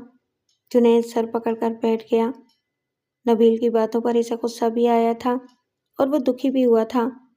उसने तो ये बात कभी अपने दिलो दिमाग में आने ही नहीं दी थी कि नबील इसका सौतेला भाई था। वो तो नबील पर हमेशा अपनी जान छिड़कने के लिए भी तैयार रहता था। उसने अपनी तालीम अधूरी छोड़कर नबील की तालीम मुकम्मल करवाने के लिए कोई कसर नहीं उठा रखी थी। वो इसे अपना सगा छोटा भाई समझता था। خود رحیم النساء بھی جنید سے اتنی محبت کرتی تھیں جیسے انہوں نے اسے اپنی کوکھ سے پیدا کیا ہو، اور جنید کے دل میں بھی ان کا درجہ سگی ماں سے کم بھی نہیں رہا تھا۔ لیکن آج نبیل نے اسے یہ حقیقت یاد دلا دی تھی کہ وہ رحیم النساء کا بیٹا نہیں ہے۔ جنید کی عمر صرف 3 سال تھی جب اس کی ماں کا انتقال ہو گیا تھا، اور اس کے والد نے جب بیوہ رحیم النساء سے شادی کی تھی اس وقت وہ 4 سال کا تھا۔ سال بھر کا نبیل اس وقت رحیم النساء کی گود میں تھا۔ اس کا باپ کون تھا اور اس کی موت کن حالات میں ہوئی تھی، جنید کو یہ بات نہ تو رحیم النساء سے معلوم ہوئی تھی اور نہ کبھی اس کے باپ نے اس بارے میں کوئی ذکر کیا تھا۔ بس کبھی کبھی رحیم النساء ہی کی زبان سے کچھ ایسے فکرے ضرور نکلے تھے جن سے جنید کو اندازہ ہوا تھا کہ نبیل کا باپ کوئی اچھا آدمی نہیں تھا۔ جنید نے یہ اندازہ ہو جانے کے بعد بھی یہ کلیدنے کی کوشش کبھی نہیں کی تھی کہ نبیل کا باپ اگر کوئی اچھا آدمی نہیں تھا تو رحیم النساء نے اس سے شادی کیوں کی تھی۔ وہ ایسی کوئی بات نہیں جاننا چاہتا تھا جو اس کے اور رحیم النساء کے درمیانی فاصلے کو غیر مرئی سے مرئی بنا دیتی۔ جنید جس مکان میں رہتا تھا وہ اس کے خیال کے مطابق اس کے باپ کا ہی تھا، لیکن اس نے یہ بات بھی کبھی نہیں سوچی تھی کہ اس مکان میں نبیل کا کوئی حصہ نہیں تھا۔ اس کے خیال میں یہ مکان اب دونوں بھائیوں اور رحیم النساء کا تھا، اسی لیے فون پر نبیل سے بات کرتے ہوئے اس کی زبان پر یہ بات نہیں آ سکی تھی کہ اس مکان پر نبیل کا دعویٰ بے بنیاد تھا۔ لیکن بعد میں وہ اس خلش سے دوچار ہو گیا کہ شاید یہ مکان اس کے باپ کا نہیں بلکہ رحیم النساء کا تھا، جو اپنے مرحوم شوہر کی موت کے بعد اس کی مالک بنی تھی۔ اگر ایسا ہے تو جنید نے سوچا نبیل کو اس کا حصہ مل جانا چاہیے۔ وہ خود اس مکان سے پوری طرح دستبردار ہونے کے لیے تیار تھا۔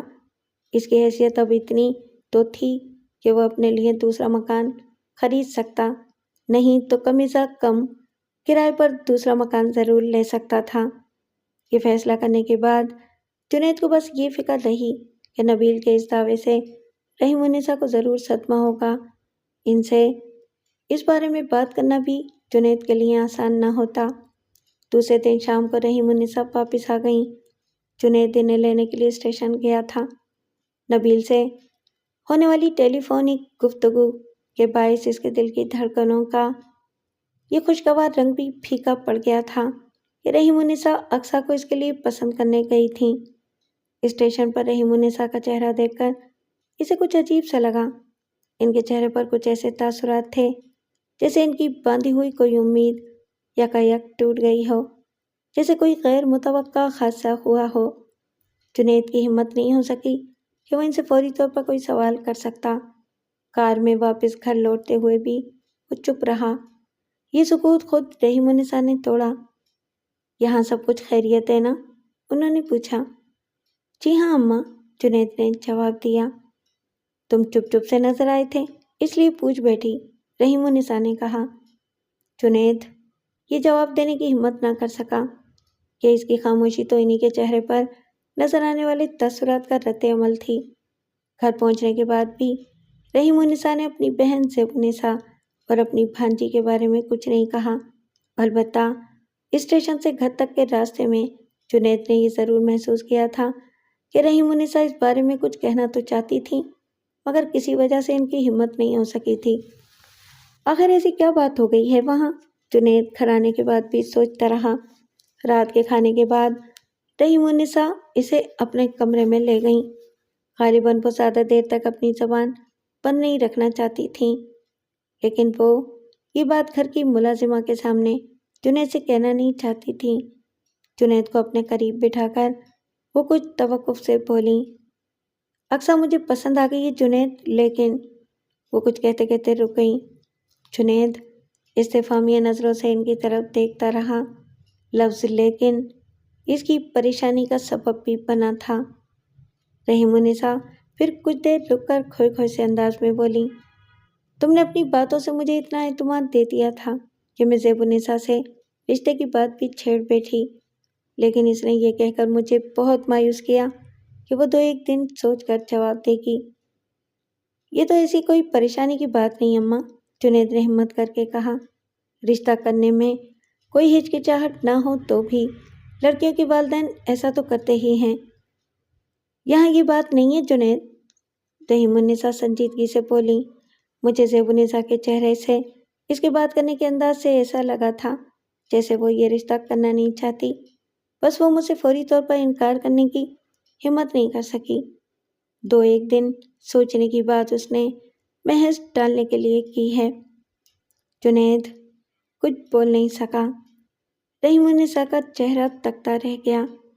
رحیم النساء پھر بولی، مجھے اس بات سے بہت دکھ ہوا ہے کہ زیب النساء نے مجھے ٹال دیا، لیکن ایسا نہیں ہوا۔ مجھے اس کے انداز سے ایسا بھی لگا تھا کہ تم اسے داماد کی حیثیت سے ناقابل قبول نہیں ہو۔ اس کے گریز کی وجہ کچھ اور ہے۔ وجہ وہ اپنی زبان پر نہیں لا سکی۔ میں بس یہی سوچ کر پریشان ہو رہی ہوں کہ آخر ایسی کیا وجہ ہو سکتی ہے۔ جنید کو فوراً انہی خیالات نے آ گھیرا جو اس کے ذہن میں پہلے بھی آ چکے تھے۔ اقصیٰ کسی ذہنی پیچیدگی کا شکار تھی۔ غالباً زیب النساء بھی اس سے واقف تھیں، لیکن وہ اپنی عزیز بہن کو بھی وہ بات نہیں بتانا چاہتی تھیں۔ خیر ہوگا کچھ، رحیم النساء اس طرح بولی جیسے سارا معاملہ رفع دفع کر دینا چاہتی ہوں۔ تم جیسے لڑکوں کے لیے اچھی لڑکیوں کی کوئی کمی نہیں ہو سکتی۔ میں کہیں اور دیکھتی ہوں، بس یہی بتانا تھا تمہیں۔ اب تم چاہو آرام کرو۔ جنید ان سے یہ نہیں کہہ سکا کہ اقصیٰ اس کے دل میں اتنی گہرائی تک اتر چکی تھی یا وہ کسی اور لڑکی کو اپنی شریک حیات کے طور پر بمشکلی قبول کر سکتا تھا۔ وہ چپ چاپ اپنے کمرے میں آ کر لیٹ گیا۔ اس کی الجھن اب اور بڑھ گئی تھی۔ اقصیٰ سے دستبرداری کا معاملہ اب اس کے لیے اتنا آسان نہیں رہا تھا جتنی آسانی سے رحیم النساء نے سب کچھ رفع دفع کر ڈالنے کی بات کی تھی۔ دوسری طرف جنید کے دماغ پر نبیل کی باتوں کا بھی دباؤ تھا۔ اس کی سمجھ میں نہیں آ رہا تھا کہ وہ اس بارے میں رحیم النساء سے کس طرح بات کرے۔ اسے شدت سے احساس تھا کہ رحیم النساء کو نبیل کے اس مطالبے سے شدید صدمہ پہنچے گا۔ جنید نہیں چاہتا تھا کہ ایسا ہو، لیکن نبیل کا انداز اور اس کی باتیں ظاہر کر چکی تھیں کہ وہ حد درجہ گستاخ ہو چکا تھا۔ وہ جس طرح جنید سے بات کر چکا تھا، اسی طرح رحیم النساء سے بھی بات کرتا۔ اس سے رحیم النساء کو اور زیادہ صدمہ ہوتا۔ انہی الجھنوں میں کسی وقت جنید کی آنکھ لگ گئی۔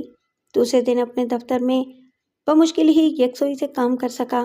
نبیل اور اقصیٰ کے معاملے بار بار اس کے دماغ میں سر اٹھاتے تھے اور وہ بار بار انہیں دماغ سے جھٹک جھٹک کر اپنے کام پر توجہ مرکوز کر پاتا تھا۔ دفتر سے واپسی پر اس نے ان دونوں معاملوں پر پوری توجہ دی۔ گھر پہنچنے تک وہ اقصیٰ کا معاملہ تو سلجھا نہیں سکا، لیکن نبیل کے معاملے میں اس نے فیصلہ کر لیا کہ اس جھگڑے کو وہ اپنے ہی طور پر نمٹانے کی کوشش کرے گا۔ رحیم النساء سے یہ چھپانا ضروری تھا کہ نبیل کے تیور گستاخانہ ہو چکے تھے۔ جنید جس وقت گھر میں داخل ہوا، رحیم النساء بڑے کمرے میں ٹیلی فون کا ریسیور کان سے لگائے بڑے غصے میں کہہ رہی تھیں، یہ بات مجھے کل ہی بتا دیتی زیب النساء تو زیادہ اچھا تھا۔ تم اندازہ نہیں لگا سکتی کہ میں کل سے اب تک کتنی اذیت میں رہی ہوں۔ جنید دروازے ہی میں ٹھٹک گیا۔ رحیم النساء اس سے بے خبر تھیں۔ دوسری طرف سے کچھ سننے کے بعد انہوں نے کہا، اچھا خیر، میں تم سے جو وعدہ کر چکی ہوں اس پر قائم رہوں گی۔ اس کا یقین تو تمہیں ہونا ہی چاہیے۔ باقی باتیں ہم کل کریں گے۔ میں صبح کی ٹرین سے آ رہی ہوں۔ ہاں، اچھا، خدا حافظ۔ رحیم النساء نے ریسیور رکھ دیا۔ اسی وقت جنید آگے بڑھا۔ رحیم النساء نے اس کی آہٹ سنی تو اس کی طرف دیکھا۔ جنید نے انہیں سلام کیا۔ جیتے رہو، رحیم النساء مسکرائیں۔ جنید کو تعجب ہوا کہ رحیم النساء نے اپنے چہرے کے تاثرات بڑی تیزی سے تبدیل کیے تھے۔ وہ جنید پر ظاہر نہیں کرنا چاہتی تھیں کہ ٹیلی فون پر اپنی چھوٹی بہن سے بات کرتے ہوئے وہ کسی وجہ سے مشتعل بھی تھیں۔ ابھی زیب النساء سے بات کر رہی تھی میں، وہ بڑے خوشگوار انداز میں بولی، خود اسی نے فون کیا تھا۔ بات تمہاری ٹھیک ہی نکلی۔ زیب النساء نے رسمانی سوچنے کی مہلت مانگی تھی مجھ سے۔ وہ اقصیٰ سے تمہارے رشتے کے لیے تیار ہے۔ وہاں میاں سے بھی بات ہو چکی ہے۔ وہاں میاں بھی بہت خوش ہیں کہ انہیں تم جیسا داماد مل رہا ہے۔ میں کل ہی جا کر سارے معاملات طے کر لوں گی۔ تم مجھے ٹرین کا ٹکٹ لا دو۔ جنید کے لیے یہ بڑی مسرت انگیز خبر تھی کہ اقصا سے اس کا رشتہ طے پا گیا تھا، لیکن اس کی الجھن بہت بڑھ گئی تھی۔ وہ اندازہ بھی نہیں لگا سکتا تھا کہ رحیم النساء مشتعل کیوں ہوئی تھیں۔ وہ کیا بات تھی جو زیب النساء نے انہیں ٹیلی فون پر بتائی تھی، اور رحیم النساء نے ان سے کس بات کا وعدہ کیا تھا۔ وہ فوراً جا کر صبح کی ٹرین کا ٹکٹ لے آیا۔ بہت جلدی میں کرنا پڑے گی تمہاری شادی، رحیم النساء مسکراتے ہوئے بولی۔ وہاں میاں زیادہ دن نہیں رک سکتے، کم بخت ملازمت ہی ایسی ملی ہے انہیں کہ وہ زیادہ دن کی چھٹی نہیں لے سکتے۔ خالہ سے باتیں کیا ہوئی تھی اماں؟ جنید نے ہمت کر کے پوچھا۔ بس یہی بتا رہی تھی کہ وہ میرے آنے کے بعد اس نے وہاں میاں سے مشورہ کیا تھا۔ وہاں میاں فوراً ہی تیار ہو گئے، انہیں جلدی بھی ہے، اس لیے انہوں نے زیب النساء سے کہا کہ وہ مجھے ابھی فون کر دے۔ جنید سمجھ گیا کہ رحیم النساء اسے وہ سب کچھ بتانا نہیں چاہتی تھیں جو ٹیلی فون پر زیب النساء نے ان سے کہا تھا۔ دوسری صبح رحیم النساء چلی گئیں۔ وہ چھٹی کا دن تھا۔ جنید گھر پر پڑا سوچتا رہا۔ وہ جاننا چاہتا تھا کہ زیب النساء سے رحیم النساء کی کیا باتیں ہوئی تھیں، لیکن اس کی سمجھ میں نہیں آ رہا تھا کہ وہ سب اسے کیسے معلوم ہو سکتا ہے۔ رحیم النساء سے زیادہ استفسار کرنے کی اس میں ہمت ہی نہیں تھی، وہ ان کا اتنا ہی احترام کرتا تھا۔ شام کی ٹرین سے رحیم النساء واپس بھی آ گئیں۔ وہ بہت خوش تھیں۔ انہوں نے جنید کو بتایا کہ شادی کے لیے 1 ہفتے بعد کی تاریخ طے ہو گئی تھی۔ لیکن اماں اتنی جلدی آخر؟ اس کی فکر نہ کرو تم، رحیم النساء نے اس کی بات کاٹ دی۔ سب کام مکمل کرنے کی ذمہ داری میری ہے، تم بس وہ سب کچھ کرتے رہنا جیسا میں کہوں۔ تم بیٹھو، میں ذرا کپڑے تبدیل کر لوں، پھر بتاؤں گی کہ سب کچھ کس طرح کرنا ہے۔ یہ باتیں رحیم النساء کے کمرے ہی میں ہوئی تھیں۔ وہ اٹھ کر کپڑے تبدیل کرنے پردے کے پیچھے چلی گئیں۔ اس طرح انہوں نے اپنے کمرے ہی کا ایک حصہ گویا ڈریسنگ روم بنا لیا تھا۔ ان کے کپڑوں کی الماری بھی اسی پردے کے پیچھے تھی، جو فرش سے تقریباً 8 فٹ بلند اور دیوار کے ایک سرے سے دوسرے سرے تک تھی۔ جنید بستر کے قریب کی ایک کرسی پر بیٹھا خیالات میں الجھتا رہا۔ یہ احساس اس کے لیے بڑا خوش رنگ تھا کہ اقصا 1 ہفتے بعد اس کی ہو جاتی، لیکن دوسری طرف پریشانی یہ تھی کہ نبیل اس کی شادی کے دن تک یا اس کے 1 آدھ دن بعد بینکاک سے لوٹ آتا۔ جنید کو اس کی واپسی سے پہلے مکان کا جھگڑا بھی نمٹانا تھا، جس سے شادی کی تیاری میں رکاوٹ پڑ سکتی تھی۔ اسے کوئی ایسا طریقہ بھی سوچنا تھا کہ جھگڑا بھی نمٹ جاتا اور رحیم النساء کی وہ خوشیاں بھی باندھنا پڑتیں جو اقصا سے اس کی شادی طے ہو جانے کے بعد ان کے چہرے پر بہت نمایاں نظر آ رہی تھیں۔ رحیم النساء کپڑے تبدیل کر کے پردے سے باہر آئیں اور بستر پر بیٹھ کر کہنے لگیں، تیاری اس طرح کرنا ہوگی جنید کے۔ معاف کیجیے گا اماں، میں آپ کی بات کاٹ رہا ہوں۔ جنید بولا، ساری تیاریوں میں اس کو اولیت دیجیے گا کہ ہم شادی سے پہلے یہ مکان بدل لیں۔ کیوں؟ رحیم النساء نے پوچھا۔ یہ کمرہ آپ کے لیے مجھے اچھا نہیں لگتا۔ یہ جو پردہ لٹکا ہوا ہے بڑا بے تکا سا لگتا ہے۔ کوئی ایسا مکان ہونا چاہیے جس میں آپ کا ایک اچھا سا بیڈ روم ہو، اس میں ایک بڑا باتھ روم ہو اور آپ کو یہ سب پردے لگانے کی ضرورت ہی نہ رہے۔ جنید جلدی جلدی بولتا چلا گیا، اب میرے حالات ایسے تو ہیں کہ کرائے پر کوئی اچھا مکان لیا جا سکتا ہے۔ کوئی ضرورت نہیں کرائے کے مکان کی، رحیم النساء نے فیصلہ کن انداز میں کہا۔ جب اپنا گھر ہے تو یہ فضول خرچی کیوں کی جائے؟ وہ تو جلد یا بدیر کرنا ہی پڑے گی نا اماں، آخر نبیل کی شادی بھی تو کرنا ہے۔ یہ گھر اتنا بڑا نہیں کہ… رحیم النساء کے چہرے کے تاثرات میں یکایک درستگی آ گئی اور انہوں نے جنید کو اتنی سخت نظروں سے دیکھا کہ الفاظ جنید کے حلق میں اٹک گئے۔ اب آج میں آخری بار کہہ رہی ہوں جنید، وہ بڑے گمبھیر لہجے میں بولی، نبیل کا نام تمہاری زبان پر ہرگز نہیں آنا چاہیے۔ اگر آج کے بعد ایسا ہوا تو میں سمجھوں گی کہ اس بدبخت کے بعد اب تم نے بھی سعادت مندی کا سبق بھلا دیا ہے۔ جنید دم ساتھ کر رہ گیا، مزید کچھ کہنے کی ہمت اس میں نہیں رہی تھی۔ وہ اتنا بھی جو بول گیا تھا سوچے سمجھے بغیر بول گیا تھا۔ جنید نے سر جھکا لیا تو رحیم النساء نے بھی اپنا موڈ فوراً بدل لیا اور شادی کی تیاریاں کس طرح کرنی ہیں اس بابت بتانے لگیں، اور پھر اسی دن سے تیاریاں شروع بھی ہو گئیں۔ جنید کا وقت تیزی سے گزرتا محسوس ہونے لگا۔ اس کی سمجھ میں نہیں آ رہا تھا کہ وہ اس ناخوشگوار وقت کو کیسے ٹال سکے گا جو نبیل کی وجہ سے یقینی طور پر سامنے آتا۔ اس کی وقوع پذیری رحیم النساء کے دل پر ایک بہت بڑا چرکا لگاتی۔ جنید کچھ بھی سوچنے میں ناکام رہا۔ آخر شادی کا دن بھی آ گیا۔ بارات دوپہر کی ٹرین سے روانہ ہوئی۔ رات کی ٹرین سے جنید اپنی دلہن اقصیٰ کو لے کر واپس بھی آ گیا۔ اسے ہفتے بھر تک دھڑکا لگا رہا تھا کہ نبیلہ ان شادی کے دن ہی نہ تھمک پڑے، لیکن اس کا یہ خدشہ کوئی رنگ نہیں لایا۔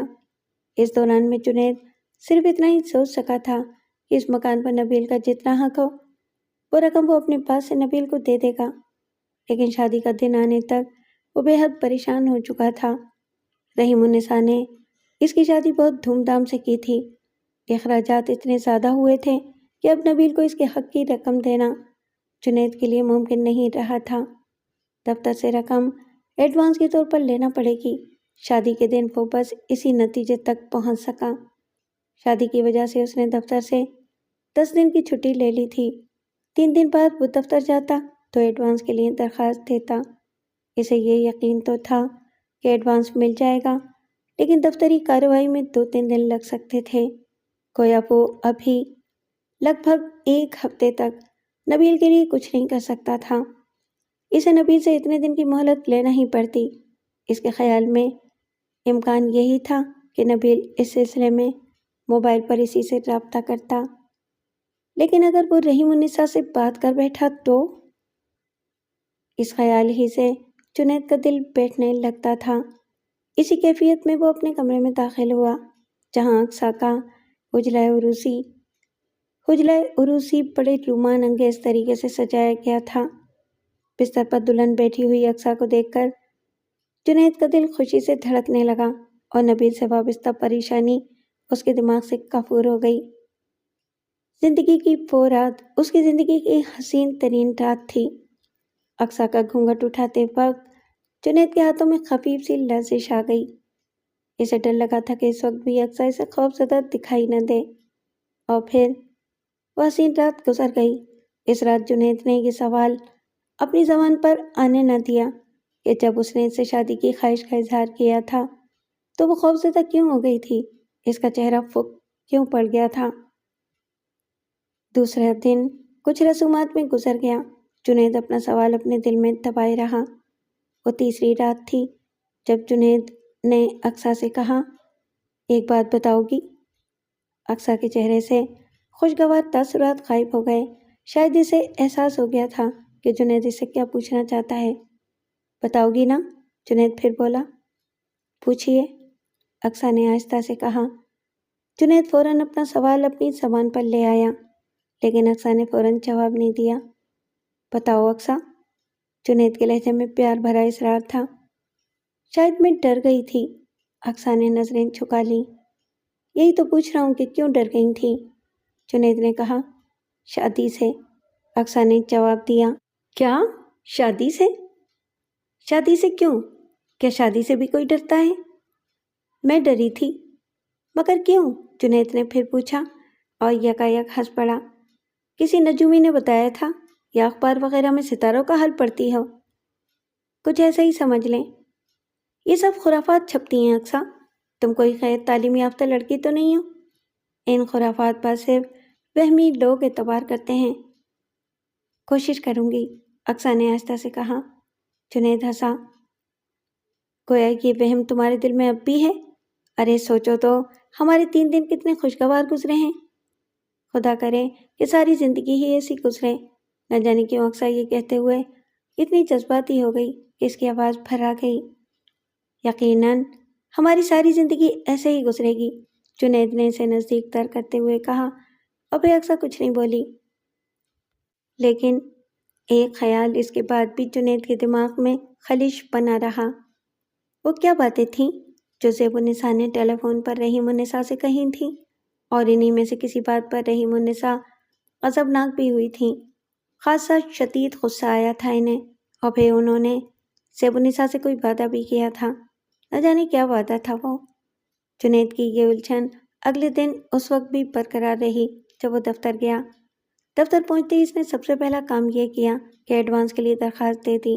نبیل نے ابھی تک اس سے رابطہ نہیں کیا تھا، لیکن جنید سمجھ رہا تھا کہ ایسا ہوگا ضرور۔ تاخیر کی وجہ یہ ہو سکتی تھی کہ نبیل کو بینکاک سے واپس لوٹنے میں دیر ہو گئی ہو، لیکن اسے بس 3 ہی دن کی دیر ہوئی۔ دفتر کا وقت ختم ہونے پر جب وہ اٹھ رہا تھا تو اس کے موبائل پر نبیل کی کال آ گئی۔ شادی مبارک ہو بھائی صاحب، اس نے چھوٹتے ہی کہا تھا۔ جنید نے اس کے لہجے میں تلخیب محسوس کی۔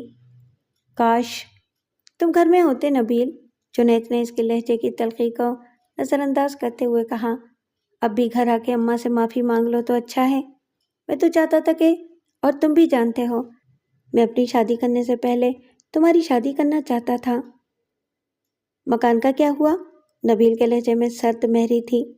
مجھے بینکاک سے لوٹنے میں کچھ دن زیادہ ہی لگ گئے، لیکن میں معلوم کر چکا ہوں کہ آپ نے اب تک اسے بیچنے کے سلسلے میں کوئی قدم نہیں اٹھایا ہے۔ مجھے 2-4 دن کی مہلت اور دے دو نبیل، جنید نے جلدی سے کہا، اور اماں سے تو اس سلسلے میں بات بھی نہ کرنا۔ جب آپ اتنے دن میں کچھ نہیں کر سکے تو 2-4 دن میں کیا ہو جائے گا؟ میں نے اپنے دفتر سے ایڈوانس کے لیے درخواست دے دی ہے، اس میں 2-4 دن لگ سکتے ہیں۔ میں نے کہا تھا کہ مجھے آپ سے بھیک نہیں لینی۔ یہ مت سمجھو، جنید نے کہا، پھر بولا، تمہیں اس سے تو غرض نہیں ہوگی نا کہ خریدار کون ہوگا؟ کیا مطلب؟ مجھے مکان کی قیمت کا اندازہ تو ہے، لیکن کل میں کسی ایجنٹ سے مل کر اس کی صحیح قیمت معلوم کر لوں گا۔ مجھے معلوم ہو جائے گا کہ اس رقم میں میرا اور اماں کا حصہ کتنا ہے۔ باقی جو رقم ہوگی وہ تمہیں دے کر میں مکان اپنے اور اماں کے نام کروا لوں گا۔ تو آپ بننا چاہتے ہیں اس کے مالک؟ نبیل نے تنزن کہا۔ میں صرف یہ چاہتا ہوں کہ اماں کو دکھ نہ ہو نبیل، میں ان کے علم میں نہیں لانا چاہتا کہ تم اپنا حصہ لینا چاہتے ہو۔ ٹھیک ہے، مجھے اس پر کوئی اعتراض نہیں ہے، نبیل نے کہا۔ جنید نے اطمینان محسوس کیا۔ اسے ڈر تھا کہ نبیل اسے شاید مکان کا مالک بنتے ہوئے نہیں دیکھنا چاہے گا۔ آپ رقم کا بندوبست کر رکھیں، نبیل نے کہا۔ مجھے کچھ دن کے لیے پھر باہر جانا ہے، میں جب بھی لوٹوں مجھے رقم فوراً مل جانی چاہیے۔ بالکل بالکل ایسا ہی ہوگا، جیسا تم چاہتے ہو۔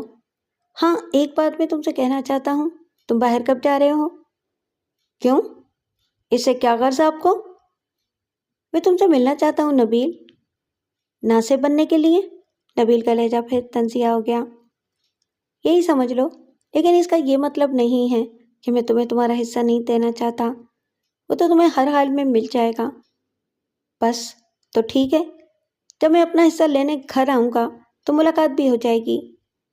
یہ تو ٹھیک نہیں رہے گا نبیل، جنید پھر جلدی سے بولا، اس طرح اماں بھی واقف ہو جائیں گی۔ میں انہیں یہ صدمہ نہیں پہنچنے دینا چاہتا۔ مجھے اس پر قطعاً اعتراض نہیں ہے کہ تم گھر آؤ گے، میں تو چاہتا ہوں کہ تم آؤ۔ تم اپنا حصہ لینے کے بعد بھی گھر آ سکتے ہو، اور اگر تم آؤ گے تو مجھے خوشی ہوگی۔ تو یہ معاملہ کیسے ہوگا؟ کیا آپ کاغذات پر میرے دستخط نہیں کروائیں گے؟ یہ رسمی کارروائی کسی اور جگہ بھی ہو سکتی ہے۔ بات کرنے کے لیے میرے پاس وقت نہیں ہے، آپ جلدی رقم کا بندوبست کر لیں۔ ممکن ہے کہ مجھے زیادہ دن نہ لگیں اور میں 2-4 دن میں ہی واپس آ جاؤں۔ تو پھر جنید کچھ کہتے کہتے چپ ہو گیا، کیونکہ دوسری طرف سے رابطہ منقطع کیا جا چکا تھا۔ جنید نے ایک طویل سانس لی اور موبائل بند کر کے اپنی جیب میں ڈال لیا۔ گھر جاتے ہوئے وہ سوچتا رہا کہ رسمی کارروائی کے لیے وہ نبیل کو اس پر کسی نہ کسی طرح آمادہ کر ہی لے گا کہ ان کی ملاقات گھر کے علاوہ کسی اور جگہ ہو۔ وہ ہر قیمت پر رحیم النساء کو اس صدمے سے بچانا چاہتا تھا۔ جب وہ گھر پہنچا تو اس نے دیکھا کہ اقصیٰ بڑے کمرے کی صفائی میں مصروف تھی۔ ارے ارے، یہ کیا کر رہی ہو؟ جنید کے منہ سے نکلا۔ تو کیا اب میرے ہوتے ہوئے بھی یہ سب کچھ خالہ اماں ہی کریں؟ اقصیٰ نے کہا۔ وہ شادی سے پہلے بھی رحیم النساء کو خالہ اماں ہی کہتی تھی۔ گھر میں ملازمہ تو ہے نا اقصیٰ؟ وہ بیچاری اب بہت بوڑھی ہو گئی ہے۔ آپ کیا سمجھتے ہیں جنید؟ کیا ٹھیک سے صفائی کرنا کوئی آسان کام ہے؟ یہ جو دیوار پر تصویریں یا ڈیکوریشن کی چیزیں لگی ہوئی ہیں، ان پر خاصی گرد تھی۔ لیکن مجھے نہ روکیے جنید، اقصیٰ نے اس کی بات کاٹی۔ سب رسمیں تو ہو چکی، اب مجھے گھر کا سب کام دیکھنا ہی ہوگا۔ خالہ اماں سے میں اجازت بھی لے چکی ہوں۔ اچھا، جنید نے ہتھیار ڈال دیے۔ اماں اجازت دے چکی ہیں تو میں اب کیا کر سکتا ہوں؟ بس ایک کام کر دیجیے میری خاطر، اقصیٰ مسکرائی۔ وہ کیا؟ اقصیٰ نے دیوار سے لٹکی ہوئی بندوق کی طرف اشارہ کیا۔ بس اس کی صفائی آپ کر دیں، مجھے تو ڈر لگ رہا ہے اسے ہاتھ لگاتے ہوئے۔ خالہ اماں نے بتایا تھا کہ یہ بھری ہوئی بھی ہے۔ ہاں وہ تو ہے، جنید مسکرایا، یہ خالی تو اب بھی نہیں رہتی، حالانکہ اب اس کی ضرورت نہیں۔ پہلے تھی اس کی ضرورت؟ ہاں اقصیٰ، جنید نے ایک صوفے پر بیٹھتے ہوئے کہا۔ 25 سال پہلے جب ابا مرحوم اور اماں یہاں کر رہے تھے تو اس کی شدید ضرورت رہی تھی۔ اس وقت یہ انڈسٹریل ایریا نہیں بنا تھا۔ پہاڑوں پر پھیلے ہوئے جنگلات سے کبھی کبھی کوئی درندہ اتر کر بستی کی طرف آ نکلتا تھا۔ اسے بھگانے کے لیے فائرنگ کرنا پڑتی تھی۔ اس طرف جتنے بھی مکانات بنے ہوئے تھے اور بنے ہوئے ہیں، ان میں رہنے والے سبھی لوگ اپنے پاس بندوقیں رکھا کرتے تھے۔ شاید اب بھی رکھتے ہوں، لیکن انڈسٹریل ایریا اب اتنا پھیل چکا ہے کہ یہاں رہنے والے محفوظ ہو گئے ہیں۔ تو پھر اب اس بندوق کی بھی کیا ضرورت ہے؟ اماں چاہتی ہیں کہ یہ یہاں ہمیشہ اسی طرح لٹکی رہے جس طرح ابا کی زندگی میں رہتی تھی۔ اس سے ابا کی یادیں وابستہ ہیں۔ اچھا خیر، آپ اس کی صفائی کر دیں۔ کپڑے تو بدل آؤں؟ جنید اٹھتے ہوئے بولا۔ ہاں ہاں بدل آئیں۔ جنید کپڑے تبدیل کر کے دوبارہ وہاں پہنچا۔ 1-2 مہینے کے وقفے سے وہ اس بندوق کی صفائی کرتا بھی رہتا تھا۔ آپ اس کی صفائی کر دیں، میں جا کر ہاتھ منہ دھو لوں، اقصیٰ نے کہا۔ چلو ٹھیک ہے، جنید نے دیوار سے بندوق اتارتے ہوئے کہا اور اقصیٰ چلی گئی۔ دوسرے دن شام کو جنید نے ایک ایجنٹ سے مل کر اس سے معلوم کیا کہ اس مکان کی زیادہ سے زیادہ کیا قیمت مل سکتی ہے۔ یہ معلوم کرنے کے بعد وہ بالکل مطمئن ہو گیا۔ وہ اپنے دفتر سے جو رقم ایڈوانس لینے والا تھا وہ نبیل کے حصے کی رقم سے کچھ زیادہ ہی تھی۔ چوتھے دن اسے وہ رقم مل بھی گئی۔ وہ اس نے اپنے بینک میں جمع کروا دی۔ نبیل نے اس دن تک اس سے رابطہ نہیں کیا تھا۔ اس کی کال اگلے دن آئی۔ میں واپس آ گیا ہوں بھائی صاحب، وہ سپاٹ لہجے میں بولا۔ رقم کا بندوبست بھی ہو گیا ہے، جنید نے کہا۔ میں نے ایجنٹ سے مل کر مکان کی مالیت بھی معلوم کر لی ہے۔ کیا حصہ بن رہا ہے میرا؟ نبیل نے پوچھا۔ جنید نے اسے بتا دیا اور بولا، اگر تم چاہو تو خود بھی مکان کی مالیت کے بارے میں تصدیق کر لو۔ میں پہلے ہی معلوم کر چکا ہوں۔ ٹھیک ہے، میں رات کو 10:30-11 بجے کے درمیان گھر پہنچوں گا۔ آپ رقم اور وہ کاغذات تیار رکھیے گا جن پر مجھ سے دستخط لینا ہوں۔ سب کچھ تیار ہے نبیل، جنید نے کہا۔ رقم بینک میں ہے، وہ میں ابھی نکلوا لوں گا، لیکن میں نے تم سے کہا تھا کہ یہ سب کچھ ہم گھر کے علاوہ کسی اور جگہ کریں گے۔ میں گھر ہی آؤں گا، نبیل نے مضبوط لہجے میں کہا۔ اماں سے میں یہ بات چھپانا چاہتا ہوں نبیل، پلیز، کیا تم میری اتنی سی بات نہیں مانو گے؟ اماں کو میرے آنے کے بارے میں نہ بتائیے گا۔ تم آؤ گے تو اماں سے یہ بات کیسے چھپی رہ سکتی ہے؟ جنید نے بے چینی سے کہا۔ اقصیٰ اور ملازمہ بھی گھر میں ہیں۔ ملازمہ تو 10 بجے سو جاتی ہے۔ اپنی بیگم صاحبہ کو آپ کسی بہانے سے اماں کے کمرے میں بھیج دیجیے گا۔ دروازے پر میرا انتظار آپ خود کیجیے گا۔ اتنی رات گئے، میں اقصیٰ کو اماں کے کمرے میں کیسے بھیج سکتا ہوں نبیل؟ جنید کا اضطراب بڑھ رہا تھا۔ کچھ بھی کریں، میں 10:30-11 بجے کے درمیان پہنچ جاؤں گا۔ پھر اس سے پہلے کہ جنید کچھ کہتا، دوسری طرف سے سلسلہ منقطع کر دیا گیا۔ جنید بہت پریشان ہو گیا۔ نبیل کے گھر آنے پر اصرار کی صرف ایک ہی وجہ اس کی سمجھ میں آ رہی تھی کہ نبیل چاہتا تھا کہ رحیم النساء کو سب کچھ معلوم ہو جائے۔ وہ انہیں صدمہ پہنچانا چاہتا تھا۔ اپنی ماں کے لیے وہ اتنا پتھر دل کیسے بن گیا ہے؟ یہ جنید کی سمجھ میں نہیں آ رہا تھا۔ اس نے نبیل سے دوبارہ بات کرنے کے لیے اپنے موبائل پر فون نمبر دیکھا جسے نبیل نے کال کی تھی۔ جنید نے وہ نمبر ملایا، لیکن اس کا مقصد پورا نہیں ہو سکا۔ اس سے بات کرنے کے بعد نبیل نے اپنا موبائل بند کر دیا تھا۔ وہ اب بات ہی نہیں کرنا چاہتا تھا۔ جنید سوچتے ہوئے پریشانی سے ٹہلنے لگا۔ وہ اس وقت اپنے دفتر میں تھا۔ यकायक उसे वक्त का ख्याल आया। उसने घड़ी पर नजर डाली। 12:30 बजे थे। आधे घंटे बाद बैंक बंद हो जाता। रकम तो निकलवा ही लूं, जुनैद ने सोचा। बैंक करीबी था। वो 20 मिनट में ही रकम निकलवा कर दफ्तर लौट आया।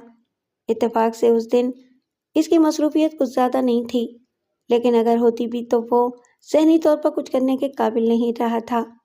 दफ्तर का वक्त ख़त्म होने तक वो यही सोचता रहा कि घर पर नबील की आमद से रहीम-उन-निसा को किस तरह बेखबर रखा जा सकता है।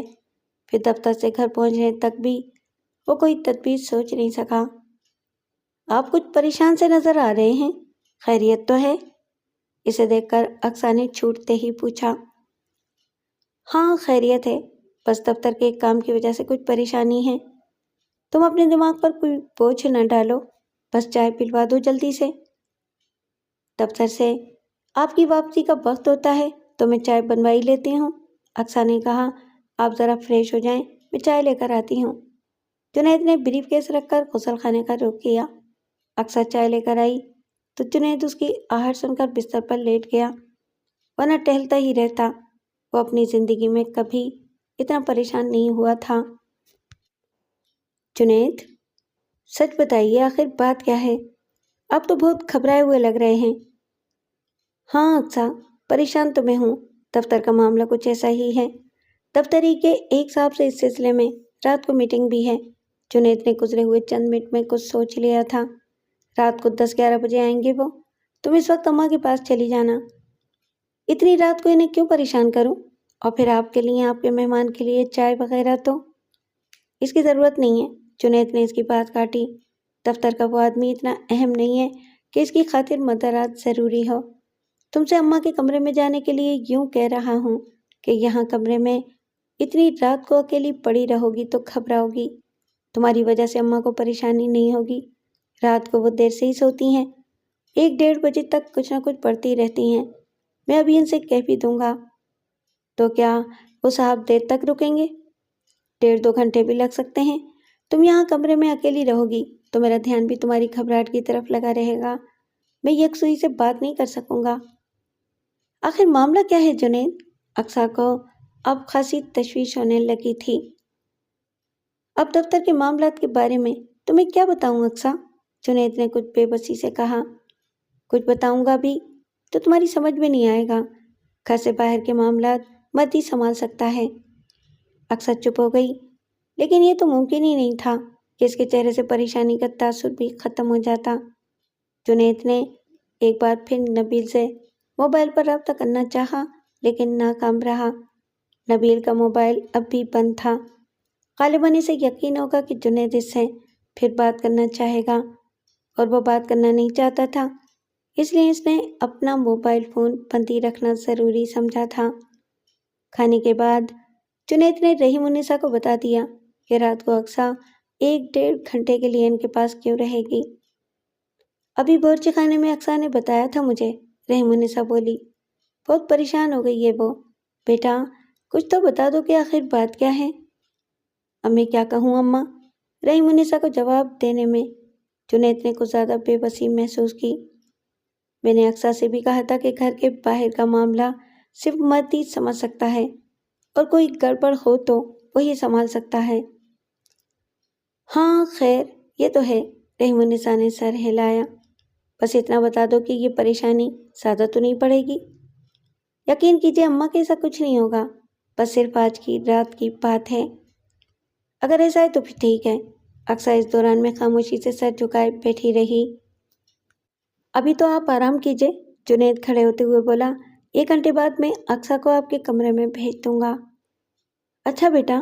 जुनैद के साथ अक्सा भी कमरे में आ गई। इसके चेहरे से परेशानी का तासुर अब भी खत्म नहीं हो सका था। तुम्हें अब मुतमईन हो जाना चाहिए अक्सा, जुनैद प्यार भरे लहजे में बोला। मैं क्या करूं जुनैद, मेरा दिल बहुत घबरा रहा है, अक्सा ने कहते हुए दांतों से अपना होठ दबाया और फिर बोली। बस जाहिर है कि उन्होंने ऐसा। यकीन करो अक्सा, आज रात के बाद मुझे कोई परेशानी नहीं रहेगी। मुझे उस वक्त तक इत्मीनान नहीं हो सकेगा जुनैद, जब तक आपकी मीटिंग ख़त्म नहीं हो जाएगी और आप मुझे बता नहीं देंगे कि आपको अब कोई परेशानी नहीं रही। जुनैद اب کچھ کہنے کے بجائے صرف اتنا ہی کر سکا کہ اس نے اقصیٰ کا سر اپنے سینے پر رکھ لیا اور اس کا سر سہلانے لگا۔ اقصیٰ نے بھی اس کے بعد کچھ نہیں کہا۔ 10:20 ہوئے تھے جب جنید اقصیٰ کو رحیم النساء کے کمرے میں بھیجنا چاہتا تھا، لیکن اس سے پہلے کہ وہ اقصیٰ سے کچھ کہتا، اس کے موبائل کی گھنٹی بجی۔ ہاں، جنید نے نمبر دیکھنے کے بعد کال ریسیو کی۔ مجھے کچھ دیر ہو جائے گی بھائی صاحب، نبیل کی آواز سنائی دی۔ 11:30 بجے پہنچ سکوں گا؟ ہاں، اس سے زیادہ دیر مجھے نہیں ہوگی، بس چند سیکنڈ پہلے ضرور پہنچ سکتا ہوں۔